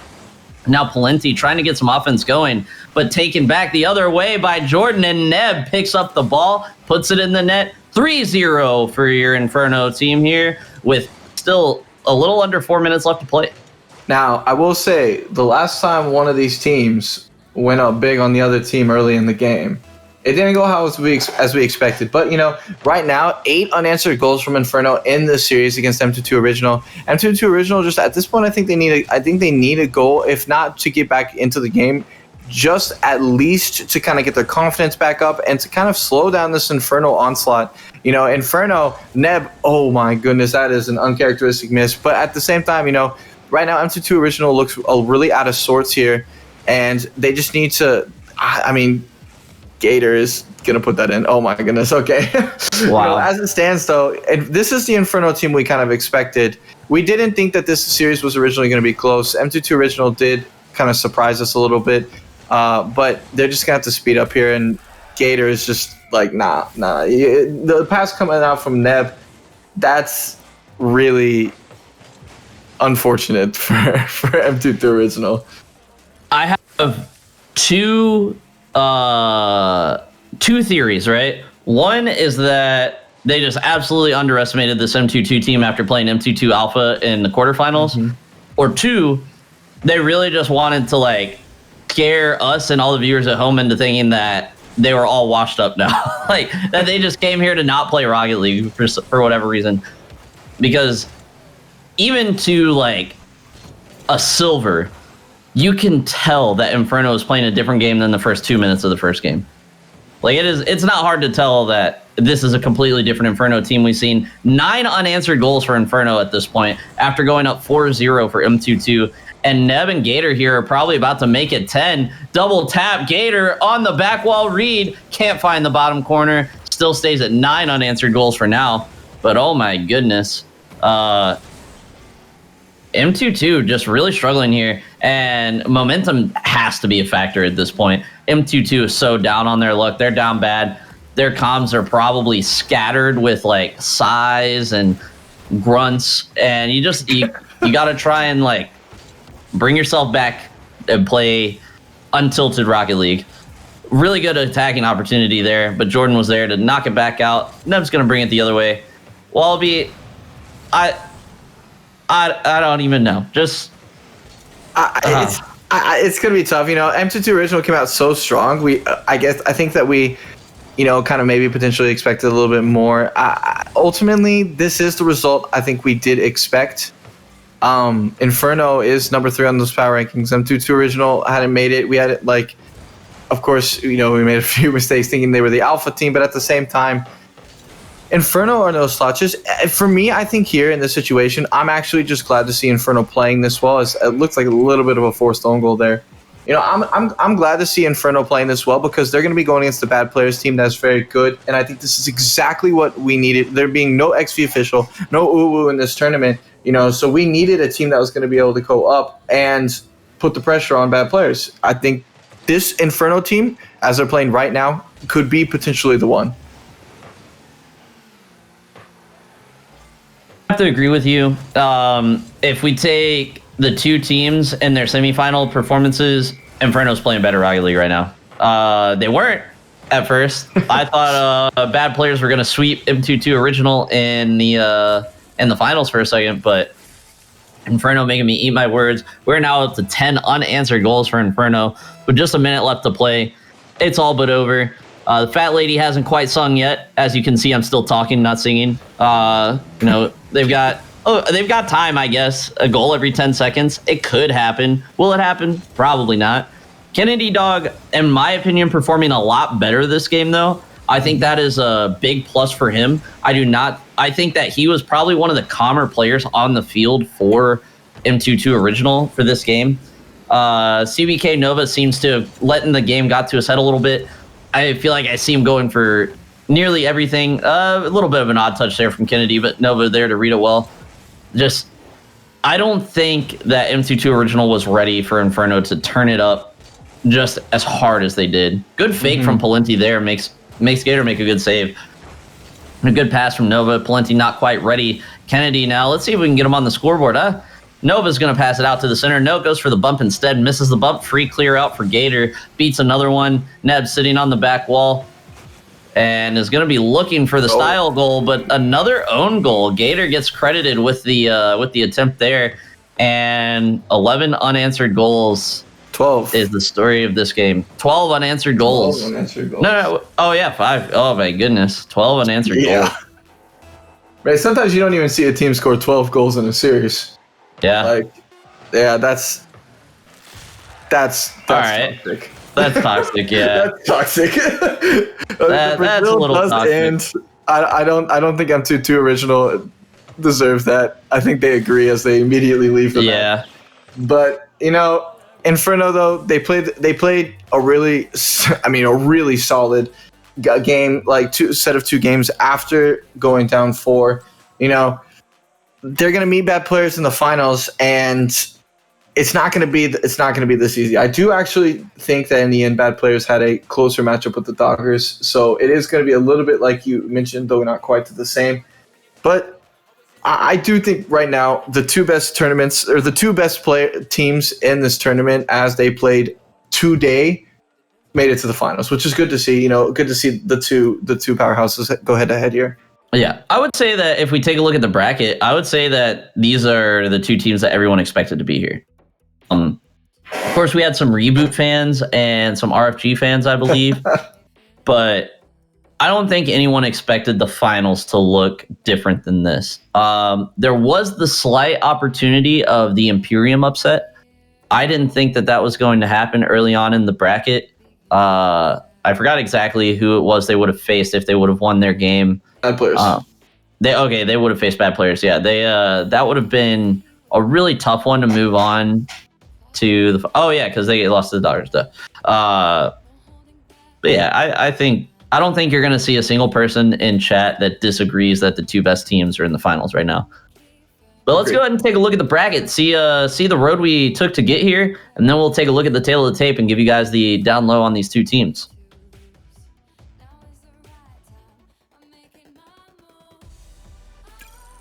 And here we go. Bad Players, of course, going to be taking on Inferno as they have taken down M22 Original. Hold My Rice. We still have to get the story on Hold My Rice and N7 Phantoms. There was in the chat, there was mentioned that the N7 Phantoms captain said that they just had a very bad day, apparently. Yeah. Well, I'll have to catch up on it in general chat. I did see that there was some discussion going on about it, so I'll have to catch up because we'll be talking about that on Wednesday for sure for our unscripted show. But other than that, the third M22 team, Comets, unfamiliar with that team, but they fell very early. Dragon Esports was a team that everybody thought was going to be kind of good, but they ended up forfeiting after losing game 1 against Midwest. Midwest, of course, falling to Bad Players. Imperium not quite making it out to the semis. But, I think that the way Imperium played and just with the teams that are in the brackets right now, I do personally think that they've got to be a little bit higher up on our power rankings next week. Like, I think they got kind of, they got their spot ripped away from them a little bit. M22 Alpha, really just not performing well, unfortunately, dropping Inferno, knocking out both M22 teams, one in the quarters, one in the semis. This has been a crazy bracket, honestly. This has been a pretty crazy bracket. I don't know a lot of what happened here. This is going to be hard to go back and review for you guys later this week. But I don't know. Like, it's tough, right? Because M22 Alpha beat a very Rapid Fire Gaming, not a slouch of a team by any means. They took them out. They go against an Inferno team that clearly is just absolutely firing on all cylinders. So it's hard to say how it goes quite for them. But I agree. Kind of a pretty crazy bracket, especially in the initial first round. But we will get over to the tail of the tape to get a comparison on the two teams that we have for our Slip Sunday finals here. It's going to be Bad Players versus Inferno. And you called a 3-2 here, Krog, earlier on. I did. You can do that? I'm going to stick to it because that is the prediction that I made. However, it's still very similar to what I was saying earlier, right? Bad Players had the tougher time getting here by playing the Doggers, in my opinion. So maybe they're more prepared for grindy and gritty Rocket League. But Inferno was just better in their semifinal showing. Like, they just looked cleaner than Bad Players did in their semis. So honestly, I don't really know who to take here. Like, I wouldn't have a renewed prediction. But, both of these teams are tournament teams. Both having 2 championships, I believe, here in Slips. Both actually getting their second tourney wins this month, earlier in March. So we're gonna see who battles it out. Whoever wins this match will have a better winning record here in Slips. Yeah, I mean, right now, I think that even despite Bad Players having Bad Players had a tougher matchup, I do think Inferno are definitely firing on all cylinders right now. But we're going to get into this match. The players are joining, and we are going to get ready for this grand finals, Croc. They called for a remake? Interesting. Okay. Oops. Not sure what happened there. But we'll get that lobby reset very, very quickly. Oh, man, that was such a nice lead-in, too, Wallaby. The lead-in was perfect. It started, right as the timer wound down to 0. And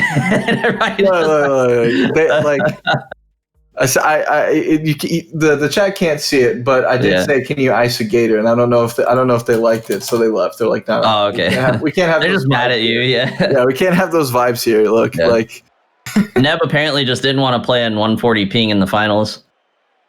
All these players just so unappreciative of what we do for them here, huh?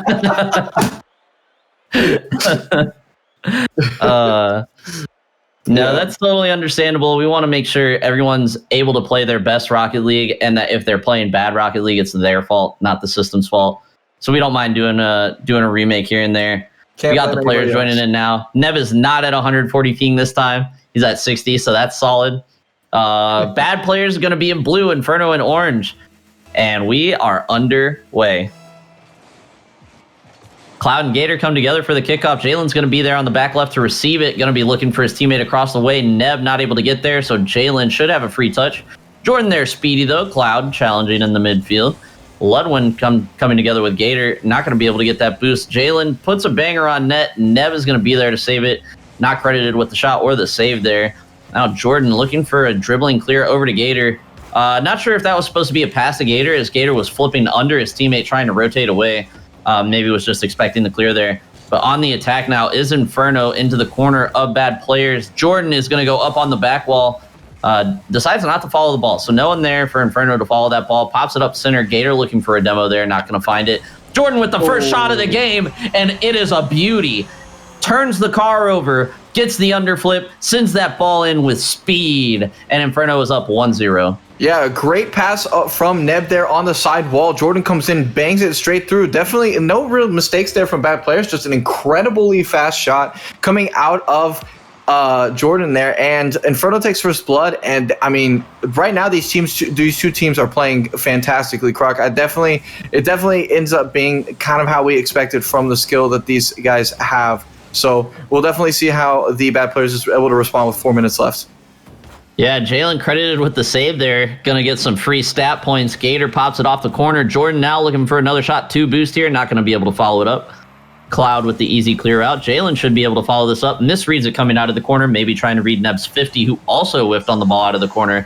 Double commit there, but they do get the save, and Cloud's going to be able to clear it out, so no punishment coming for the double commit there. Off the back wall, Ludwin going for the shot. Jordan coming in with the save. Noticed his teammate was awkward in net. Really good rotation cut there. A lot of things that something that people don't realize is that when you get into these higher games, it's not just go back post all the time. Sometimes you got to go near post. Sometimes you got to cut, because sometimes you just have the better hit on the ball. But that doesn't mean I'm not excusing you and your ball chasing, chat. I see you out there. It doesn't mean ball chase for every ball either. Jordan touching to the outside. Jalen's going to be there to read it, looking for the bumps in the middle. Can't find any. Now Cloud's going to try and reset the offensive pressure here. Has one to beat. Gets a low 50. Jalen. First one there, 50 by Neb. Good clear into the corner. I thought Jalen was scoring there. Wallaby, I don't know if you agree with me, but I thought Jalen was scoring. I thought that was going to be our tie game. Looks like we have lost my dear old casting buddy, the Wallaby Gangsta. He has lost connection. What a shame. So now you guys are stuck with me and only me. Got Jalen into the corner now. Going to be defended by Jordan. Neb with an awkward rotation, not able to get onto the far post easily. Jordan with a soft shot on net, saved by Cloud. Pass up to Ludwin. Ludwin redirects towards the net. Not sure if it was on the net or not, but now Gator with a big booming clear. Jalen cuts it out in midfield, no boost. Jordan puts it down to Gator, looking for the shot opportunity. Double tap off the back wall, not going to find the net. And I do believe our Wallaby friend has risen from the internet grave. Welcome back. That's definitely tough. That's definitely tough. Definitely tough. That hurts. My internet not up to the task apparently. It's all right. You know, ISPs not really the greatest known friends among internet users. Still pretty even game, Wallaby, since you've been DC'd. On the attack now, we've got bad players. Ludwin almost able to get that ball towards the net off the wall. Good bump from Cloud there, but no shooter coming in. Jalen, last one back, going to have to play defense here. Good 50 on the sidewall. Makes Neb make probably not the best touch he could have made. But we do have Wallaby back now. Our caster, our dear friend, on the slip to desk, back in full force. Cloud back as an awkward third man. Does get the chance to turn. Gets it by 1. Gets it by 2. Going to be looking for a teammate in the middle here. Can't get it by Neb. Reads the back wall pass pretty well. Puts it up and over. Now we've got Jordan pushing down into Ludwin. Ludwin centers it out to Jalen. Jalen looking for a shot on net. Way wide. Cloud now going to be looking for a pass into the middle, possibly. Challenged early by Gator, who gets the clear. Ludwin should be able to put it around him pretty easily. Jordan, however, reads this touch and going to be able to 50 it into the middle. No boost to follow up. easy clear for Ludwin. 39 seconds left. Bad players need a goal here to stay alive. 0 boost on the wall. Cloud puts one down. Gator pops it back up for Jordan. Jordan onto the net. Oh my God, what a redirect from Gator. No one expected that. I was looking for a soft save off of the shot from Jordan here. Gator, I thought, was going to bump Ludwin. No, goes for the doinking redirect instead and does it with an absolute precise placement into the top left side of the net. Yeah, and that's definitely really important there for Inferno. You know, bad players, they can come back at any time, but 30 seconds left, going up 2-0 there. Gator, a great shot, you know, and right now, at this point, Inferno just needs to hold on to take this game 1. Yeah, really good play here from Inferno. Looking like they really want that 3rd championship. Bad players a little slightly below performance-wise on Inferno right now, but not by much. Not a lot separate these two teams. Scoreline shows that as well. 2-0 game, not a lot of goals. Ball does die, and Inferno takes game 1 of the series. I am going to get... Jordan here with a goal, an assist, and a save on 3 shots, coming in with 414 points for Inferno. Definitely my MVP of the game for Inferno. Gator, however, of course, gets the style points for that absolute beautiful redirect. And now we've got bad players. Jalen coming in with 2 saves, the defensive brick wall for bad players. Not a lot of shots between these two teams. 4 for bad players, 5 for Inferno.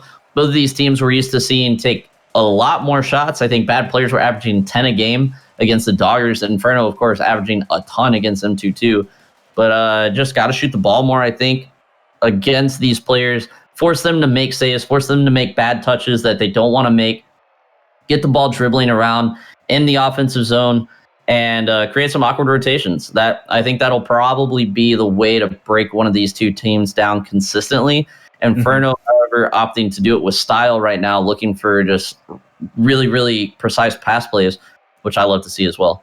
Yeah, certainly. You know, and these two teams, they are both very dominant midfield-based teams. You know, so it's not. I don't think it's too surprising to see kind of a lack of shots, as they do tend to both fight for most of their control in that midfield. But, you know, both teams, I think really a good game 1 from both teams. Inferno edged it out, got that 2-goal victory. But at the end of the day, at this point, I think both teams just need to keep playing their game, and hopefully we can get another exciting game 2 match here. Yeah, and game 2 is officially underway with a goal 5 seconds in. Neb opening up the scoring very, very early here. Comes in off the kickoff, does get all that boost. No one in net. And we are, you know, we're just kind of hanging out now. You know, Inferno just vibing. They're out vibing here. They have had, I think, what is that? If we're taking into the semifinals as well, that's 14 unanswered goals in their last 4 games. So, you know, they really are on a tear right now. Yeah, they're not a team that I would want to run into right now in any lobby. We got, however, we got Jalen with a good pass out to Ludwin. Ludwin opening up the scoring for the bad players in this series. Tie up game 2. Nice pop there. Jordan was going to go out for that ball. Didn't see Ludwin probably until it was too late. Tried to turn around, play some defense. Not going to get there in time. 1-1, bad players versus Inferno. 4:30 left to play.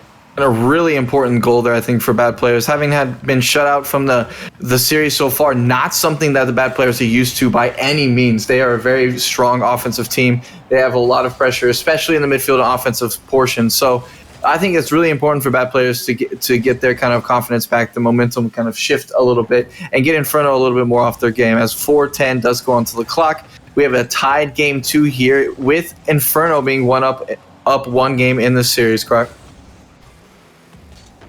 Yeah, up 1 game in the series, tied on game 2 right now, and I don't think there's a lot of difference in what these two teams are doing right now. Both still playing pretty good Rocket League.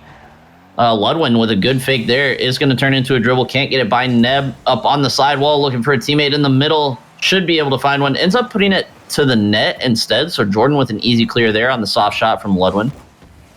Neb now dribbling, gets the ball taken from him by Cloud. Not going to be able to get the ball into the center. Ludwin with a good cutout there, keeps the ball on the attacking half. Jalen now up, possibly looking for a double tap off the back wall. Cloud and not able to put it on net. The bounce was too high. Finds the crossbar instead. No one has to make the save. Post being the best friend for Inferno right there. Now Jordan on the counterattack looking for to get the ball to Gator. Cloud says no. Gator, however, does end up with the ball and gets a demo on Jalen. However, Ludwin's got space to do something nice. Neb with a save. Not sure why Neb was the one going for that save, as he did have someone far post. Maybe a lack of communication, or maybe he was saying, I don't have boost, you take this, but a little bit of an interesting play there. These two teams are playing really good Rocket League. Yeah, certainly. I mean, and like still not a crazy amount of shots right now, but at the end of the day, we're already getting kind of close to the amount that we had from game one. So a lot more offense comes out here as Jalen goes for the double tap and he gets it. He's going to be putting bad players up 2-1. A beautiful play by Jalen, and that is certainly what they needed in this game too, to kind of start taking that lead and start taking control here of this series, Croc. Yeah, that was an absolute beautiful goal that they did need at that time. I think they were starting to kind of fall to a lot of pressure on Inferno after taking their first goal. Inferno looked like they were kind of knocking on the door for a goal, and that is going to put bad players up for the first time this series and give them the morale that they need to stay in this tourney. Ludwin looking for the redirect off the top back wall. That would have been an absolute beauty to watch. Now we've got... oh my God, I just stopped talking. I was like, oh no, please tell me that doesn't go in. I like to see goals, but I don't like to see goals like that. That would have been a long-range roller. Caught the bad players out of rotation there a little bit. Now Gator's trying to keep offensive pressure, trying to leave it for Neb here, who's going to be able to beat both players on the side. Gets it over to Gator. Gator puts it down into the attacking zone. Jordan beat by Ludwin. Ludwin can't beat Gator. Gator off the back wall.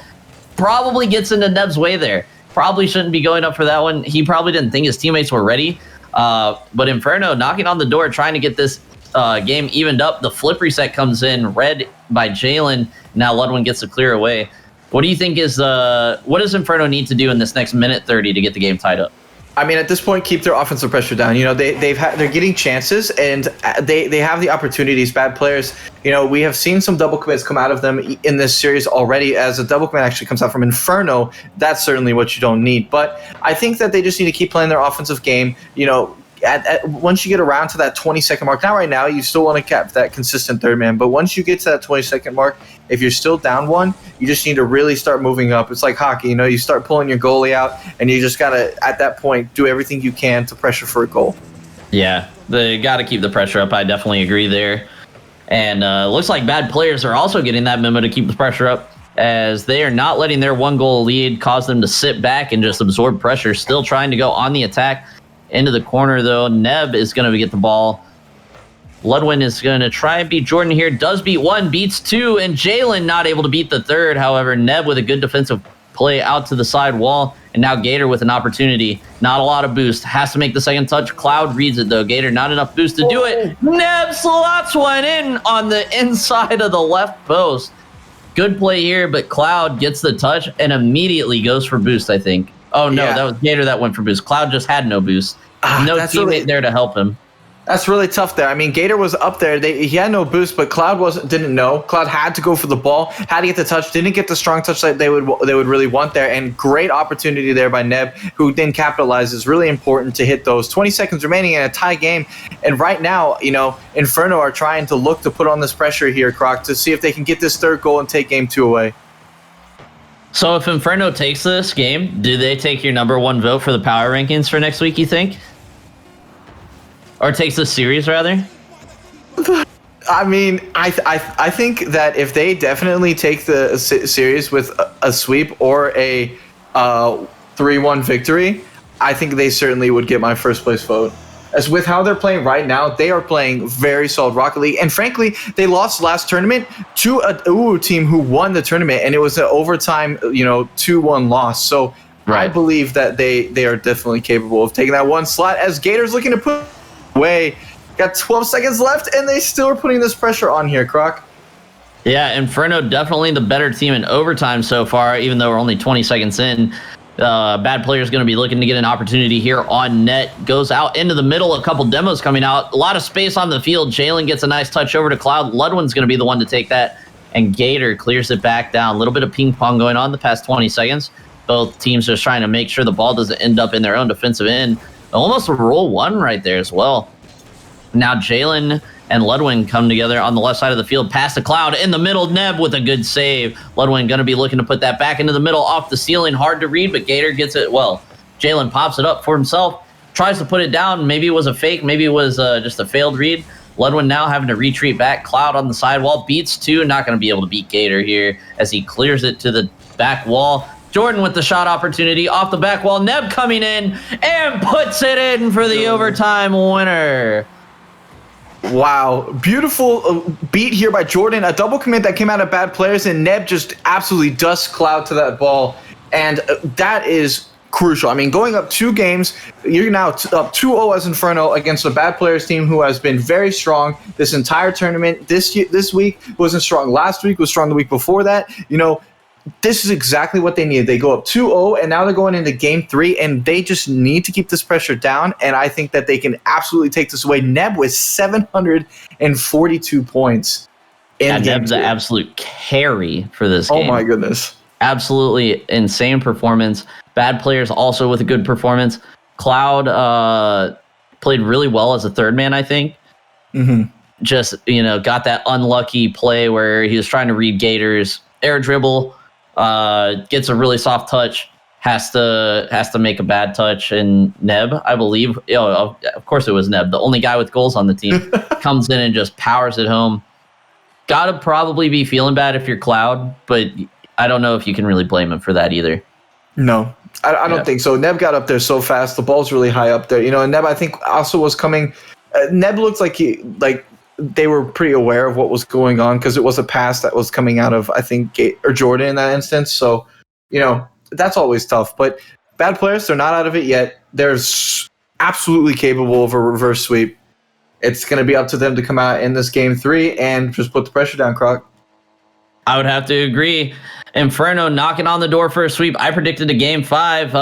Not looking that way. Currently, we are going into game 3. And Iota Imperium fell to the Doggers, who then got taken out by bad players in the semis, and now we are in the finals here. Got early pressure coming out for Inferno. Ludwin in the corner trying to 50 Gator. Doesn't want the free ball going into the middle of the field. Jalen, however, with a whiff there is going to cause some awkward rotations here for bad players. Good offensive pressure early in the game for Inferno. Gator, 50 by Ludwin, going on net. Neb's going to be there in time to just push it out to the corner. Announcer calls what a save. I call maybe we should replace the casters in Rocket League, in the game. Yeah, certainly.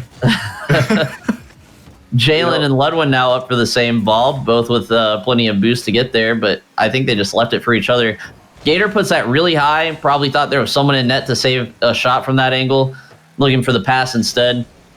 But now we've got them retreating back, setting up for another attack. Up over 2, off the back wall, goes down. Neb skies it off the corner, ends up being a favorable bounce for Jordan with a great shot, but Cloud with a better save. Ludwin with the flick, beats 1, not 2. Gator clears it out, but Jalen is there for the interception off the inside of the post into the middle of the box. A double whiff. Jalen there for the shot, saved by Jordan. Cloud now coming in for his shot off the inside of the right post, and that is bad players taking the game 1-0 with 3:43 left to play. Inferno just looked so out of sorts there on the defensive end. At that point, they were all just in panic mode. Bad players kept that pressure down very well, and they took the first goal of game 3, and right now they're coming out to play. They're like, no, we're not out of this series yet. We're going for the reverse sweep. Let's see if they're able to keep this up, Croc.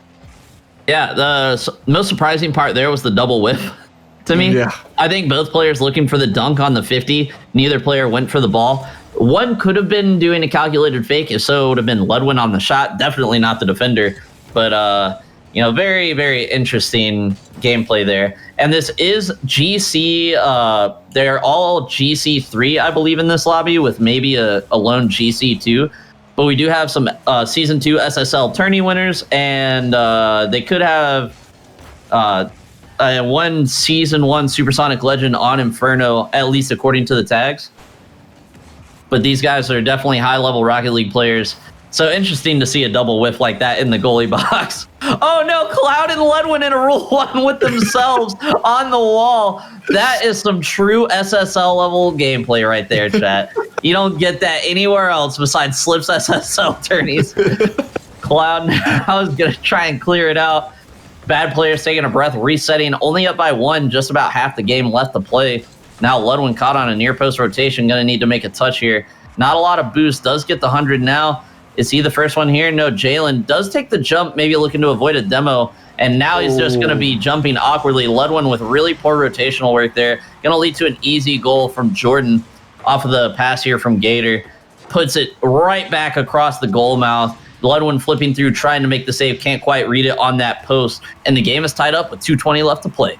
Yeah, not to take away from the play by Gator and Jordan. It was a great pass and, you know, a good turn there by Jordan to get that goal. But, you know, really, Ludwin just needs to trust his teammates. At that point, Jalen was clearly already up there. I don't know if there was maybe a comms breakdown or something of the sort, but Ludwin should never have been there. You know, the double commit was definitely kind of what ended up causing it. But they are out here. Ooh, Jalen kind of a little bit of an open net there. But, you know, they're out here. They're trying to get this goal back, and it is still a tie game. So they're absolutely not out of this thing.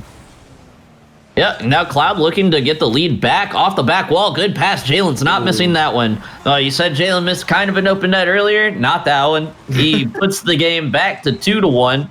Cloud with a great pass there to beat Neb. Jalen coming in with speed. Nobody on the far post. Looks like Jordan was just a little bit late on the rotation. Not sure if that was his fault or not. Either way, not back in time to save the ball. 2-1, bad players in game 3. Yeah, was able to definitely put that one away. And Ludwin, I didn't get the flip, but it doesn't matter. Cloud comes in. It looks like, I'm not sure who was in the net there for Inferno, but they were extremely awkward. It looks like it was Neb. He was not sure what was going on there. Cloud puts it away. And 3-1 here for bad players. This is exactly what they needed in game 3 here, Clark. Yeah, everyone on Inferno there sitting on the near post, and no one on the far post to be able to come in with momentum. And I think that was the issue there. Neb had to make an awkward flip to make the save. Not going to be able to get there in time. Gator with a beautiful save on Jalen's kickoff shot. Coming in with a lot of speed. That was going in if Gator didn't make the touch. And now Jalen's looking to make the game 4-1 here. But Neb with a good big clear on the 50. Ludwin's going to just send it back down the other way. 1:20 left to play. Inferno can definitely bring this game back to tie it up and go into overtime and maybe even win in regulation. But the bad players are just outputting a lot of offensive pressure right now. A little bit of an offensive miscue there. Jalen looked like he was possibly going for a bump. Someone already in net looking for bumps. Causes Ludwin to have to come in late because he can't overcommit his third man there. And now Ludwin looking for a pass into the middle has no boost. Double commit from Inferno could be dangerous. And a little bit of a whiff from Jordan there. Luckily, Gator should have been the first one to the ball. Looks like he was maybe without a lot of boost. And now it is going back in the other way in favor of the bad players. Ludwin pass out to Cloud. Not going to be first one there. A little bit of midfield Rocket League play right now as we get a shot on net from Gator. Good save by Cloud. But Inferno just having trouble getting past the midfield defense besides that shot right there of bad players in the second half of this game. Yeah, certainly. And you know, some of the whiffs that we did see in the semifinals kind of coming out, which is a little bit worrying to see. But at the same time, you know, bad players, they did come out fast. They did come out much more strong with their rotation. So it's kind of, you can kind of understand why Inferno are not able to get it. But Jordan comes in, gets his second goal of this game, puts it at 2-3, and 6 seconds left here, Croc. Yeah, and it's what not an over yet. Shot, dude. Look beautiful at that angle. angle. He was following the ball basically the whole way from midfield. Had to get around it and have enough momentum boosting back the other way to get that ball rolling on net with at least some speed, right? Beautiful shot. Not going to be enough, though. Inferno needs one more. Pops it up into the center. Cloud's going to be looking to kill this. Does find the bottom corner of the wall, so Gator gets an opportunity here. Both players from bad players up on defense. That was a scary moment for bad players there. But they do hold on to the lead and take game 3 here in this championship series. Yeah, and I mean, a great response here by bad players. I think it would have been, you know, as exciting as a sweep would have been for Inferno, I think it wouldn't really have told the tale of how close these teams are, how good both of these teams are. But as it stands, you know, Cloud, not really the third man in this situation, came out with a cycle, 2 goals, 1 assist. Did get the most saves on his team, but he definitely was able to step up. And right now, I mean, bad players, they looked really good. I think Inferno, definitely struggled there a lot in that mid portion of the game. There were a lot more whiff touches than there have been in the first two games, really since the first game of the semifinals, honestly. I think if they need to clean those up if they want to come into this game 4 and take this victory, Croc. Yeah, the one thing that I noticed for both teams, bad players, double commits. A lot of double commits going on right now. Even if we're seeing 3 or 4 double commits in a game, that's a lot for this level of Rocket League. Inferno's got to stay off the near post. They got to get back to the far post if they want to play better defense and not be caught in those awkward situations. But unfortunately, the fix for Inferno right now is just, oh man, I hate saying this because it just sounds so degrading, but you just got to hit the ball. A lot of a lot of misreads. Yeah, I mean, against a team like Bad Players, if whiffs, like against M22 originally, even they were punishing it, but like whiffs against Bad Players are going to be punished. But regardless, that's all in the past. We go into game 4 here. Inferno's up 2-1, and let's see if Bad Players can continue on this reverse sweep path, Clark. We will see indeed. I would love to see them at least take this game and go into a game 5. Would make me seem a lot smarter since I predicted game 5 before the bracket even started. I at least predicted the 2 teams in the finals. That's, although that was a pretty easy task this week. Good offensive pressure coming out early here from the Bad Players. Inferno on the back foot, having to play a lot of defense. Gator, though, with an opportunity. Not enough boost to get there for the double tap. That ball was a little speedy. Jordan going to have to just make a delay touch here, let his team get back. Gator is back. Neb's getting back. Gator should be able to follow this one up. Neb is going to take it off the wall, however. Jalen waiting there for the clear. Puts one on net. Jordan is there for an early challenge. Not going to be credited with a shot or a save on that one, but Jalen was definitely looking to shoot that ball. About a minute into this game, and Bad Players have the advantage so far, in my opinion, but Inferno are not playing poorly either. Yeah, certainly. I think right now it has been a little bit all Bad Players, but they did end up winning the kickoff. Though there is 3 players back here that's really dangerous. As Inferno, you can't really have that kind of miscue in the midfield. But as it stands, Inferno is bringing it back over. We're getting a lot more play in the midfield and now moving to the Bad Players side. Though that's dangerous. Neb comes up and Gator's trying to take a shot. But, as it stands, though, I think that right now it's just a lot of midfield play. I think we'll see a lot more offense as this game goes on. Yeah, and then another example of just hit the ball. Neb going up on that read it wasn't an awkward read at all. Just wasn't able to put his car on the ball. Very, very odd to see a team like Inferno having misreads the way they are right now. Gator gets a pop-up here. Fakes it. Tries to get Ludwin off the wall. But Ludwin does make contact. So ended up not really working in Gator's favor there. We got Ludwin now with a chance. Puts it into the center. Jordan's going to clear that away. Gator's looking to put this one down on net.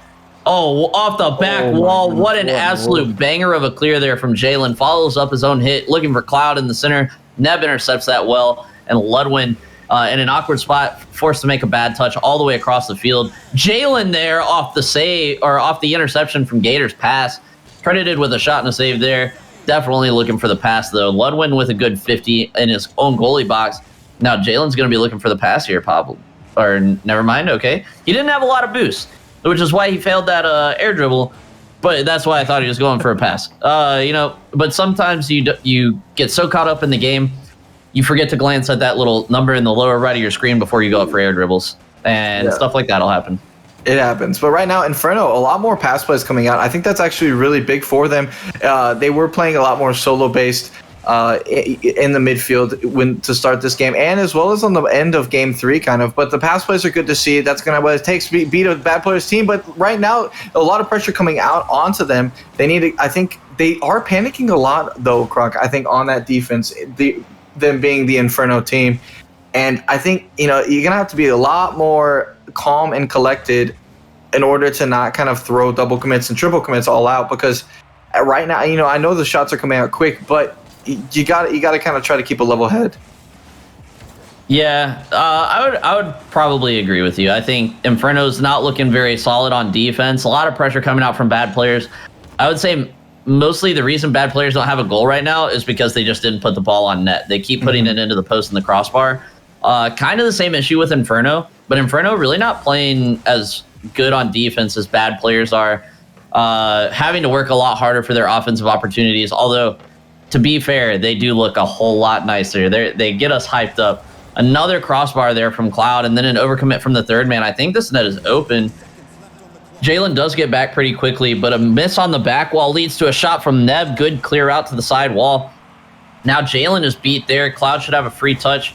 Ends up giving the ball away in the defensive end. Not a good touch. Ludwin pre-jumps the save, at least forces a bad shot. Can't find contact with the ball, and a double commit in the corner. And now bad players are the one panicking on defense. Yeah, right now it looks really good pressure. You know, Gator was definitely putting a lot of the speed down, and he's up there. They're looking for their teammates. Of course, now there are a couple times where they don't have shooters slotted, which tends to be okay. You know, it's not, you don't have to have a shooter ready every single time. But right now, I like how Inferno is playing. 19 seconds remaining, and we may have a scoreless overtime here, Croc. At this point, point, it's pretty crazy. Between how these two teams are, they're both very offensively strong teams. Not what we would expect. But as time goes down, it looks like Inferno's going to try to take an opportunity to get this goal. Yeah, a good save there by Ludwin to keep the scoreline at 0 as we move into overtime for Game 4. Bad players need to score here to stay alive. Inferno need to score to secure a championship. Ludwin off the kickoff goal is going to keep bad players' hopes alive. You hate to see it, but it's always a possibility. 4 seconds into overtime, and we have our winner. And Neb just coming in really fast. These players are a lot. Now listen, these players are a lot highly ranked, more highly ranked than I am. But I personally don't like going in for the cheats that fast because that happens right there. You know, you get into a situation where you're going too fast. Neb can't respond. He flips over, doesn't hit the ball, and another whiff for Inferno. A tough time for it to happen, but you're just gonna have to shake it off, move forward into Game 5, and Croc. The brain is out here working. The brain is out here working. I've still got bad players in 5, but Cloud has to relax. Cloud played so well last game. And this game, don't get me wrong, Cloud has been kind of a third man for bad players, right? In almost every series we've watched them play. But he popped off last game.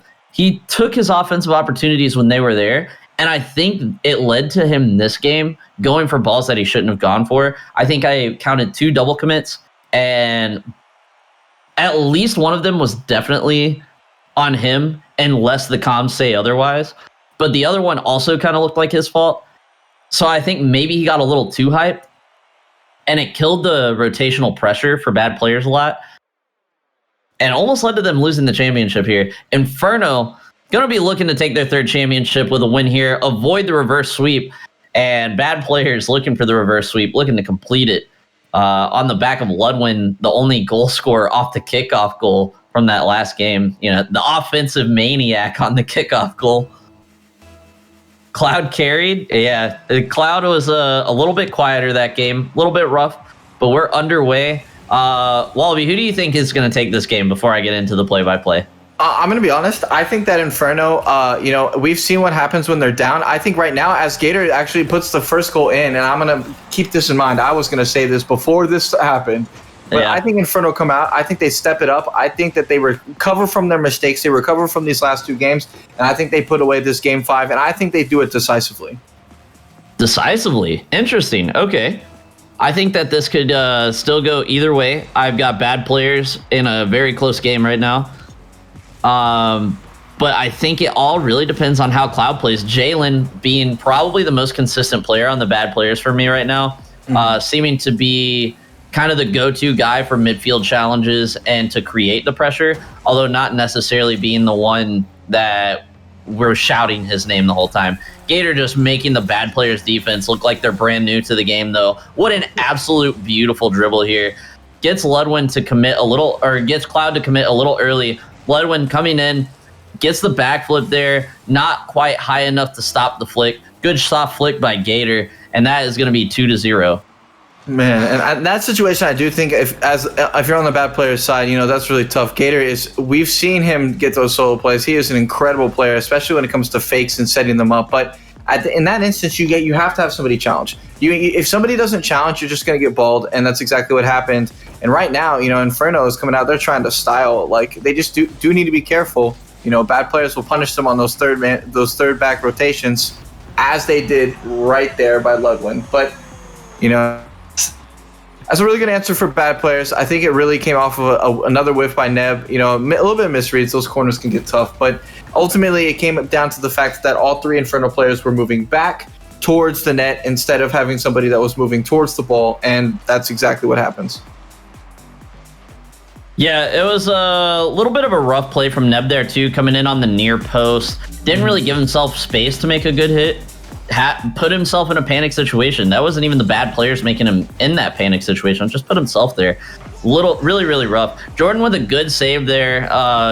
Was a lot harder than it probably needed to be. Probably based on defensive positioning from Inferno, but does make the save off the shot. And now Ludwin's looking for the pass down to Cloud. Cloud not able to read it off the corner on the back wall. Gonna need to be first one here. Jordan with a whiff, can't be whiffing those. That's nearly a free aerial, but a good power shot from Gator off the sidewall, saved by Jalen. Another shot by Jordan, also saved by Jalen. That was very close to Inferno getting the 3-1 lead here, but now Cloud is going to try and start something. One to beat.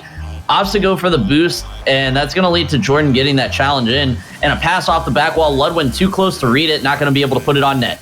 Cloud now pops over one, gets bumped by his own teammate on the ball side rotation. That's really rough right there. You hate to see that.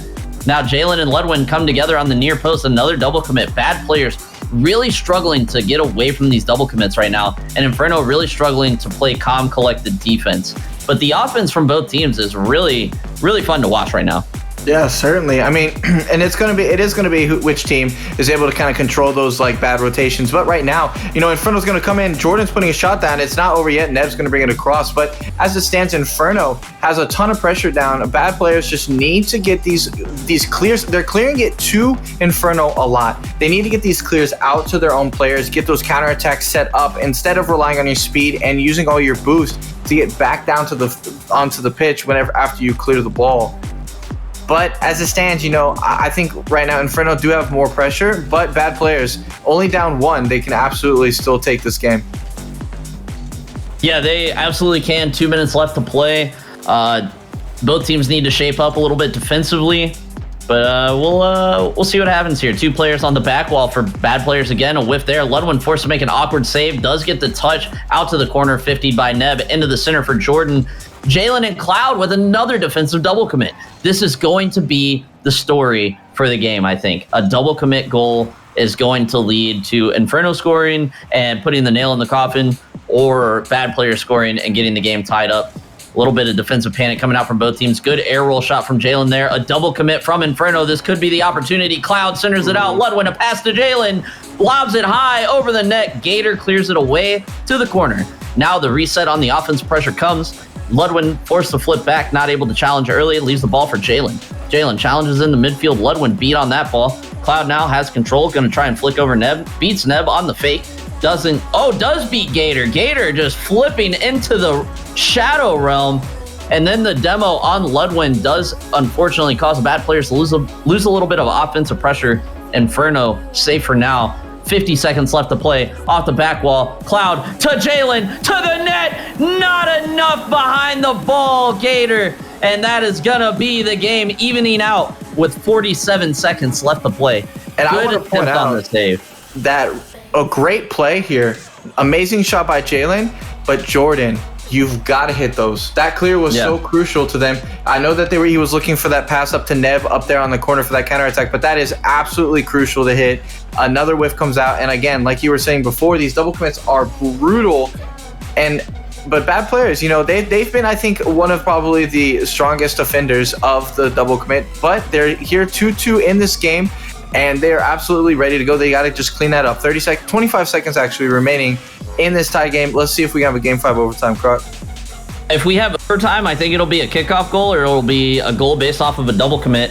Jordan, however, puts the game away puts the ball away and gets the game up to 3-2 for Inferno with just 15 seconds left to play. Ludwin caught trying to shadow the ball from the near post, has his car pointed the right way, but the shot is just too hot to handle. Can't get there in time. Jalen and Jordan come together on the kickoff. Now it's all hands on deck for bad players. Everyone's going to be up, looking for the ball, looking to put it on net. Ludwin trying to get a pass out. Two whiffs there coming again. Jalen pops up to Ludwin. Jordan tries to get a piece of his car on that ball. Nev is going to get the clear, and that is going to be the end. No, it's not. Cloud gets a nice catch on the back wall. I didn't think he was there in time. Now Gator puts it up off the wall. Ludwin, again, the ball is no longer going to be alive. Inferno are your Slips League champions for week 29. Man, and an absolute heartbreak there for bad players. They were on the reverse sweep opportunity, but as it stands, Inferno, they have been playing great Rocket League for the semifinals and this finals match. They take a well-deserved victory here over a very strong bad players. And, you know, we thought bad players were kind of almost maybe a lock for this tournament, but Inferno, they are absolutely a strong tournament-winning team, and they show what they can do right here. Yeah, very good. Well, I hesitate to say very good games from both players, or both teams rather, because a lot of double commits, a lot of panic defense coming out from both teams. Unfortunately for bad players, I think they just double committed too often, and it really led to some really, really poor defense. Inferno taking advantage of it, taking the win here 3-2, and the series as well 3-2. Gator with 2 goals and 2 saves in that last game. Jordan with a goal and 3 saves. Jordan just absolutely holding down the defense for Inferno in that last match. MVP of the tournament. Interesting. Who do you got, Wallaby? Who do you got for the MVP of the tournament? Okay, so Gator offensively was far and beyond, I think, every other player right now. Yeah. But I think Jordan was such a huge... he was just such an integral portion of, you know, the defensive side of Inferno, which struggled desperately.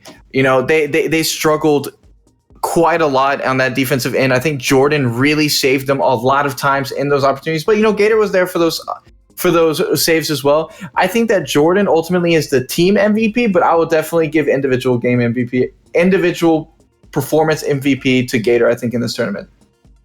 Interesting. I kind of had the same thoughts. I thought Jordan was a very integral part of the team play. And as far as the definition of the most valuable player, I think I would have to give it to Jordan for this tournament. Very good, steady Rocket League from him. Not usually the one involved in the double commits or the whiffs that were going on from the players on the field today. Gator definitely gets most stylish and most offensive player. Really, really good plays. But I think, without Jordan, Inferno definitely lose that series. Yeah, I would agree. Yeah. But anyways, guys, make sure that you come check out the Unscripted show on Wednesday, 6 p.m. Eastern time. Starts at the same time that our tournament normally starts here on Sundays. We're going to be talking about power rankings, and I believe we may even have a show match for you guys on Wednesday as well. We still need people for the power rankings committee. If you're interested, please DM me or just ping me in general chat and say, hey, Croc, I want to be part of the power rankings committee.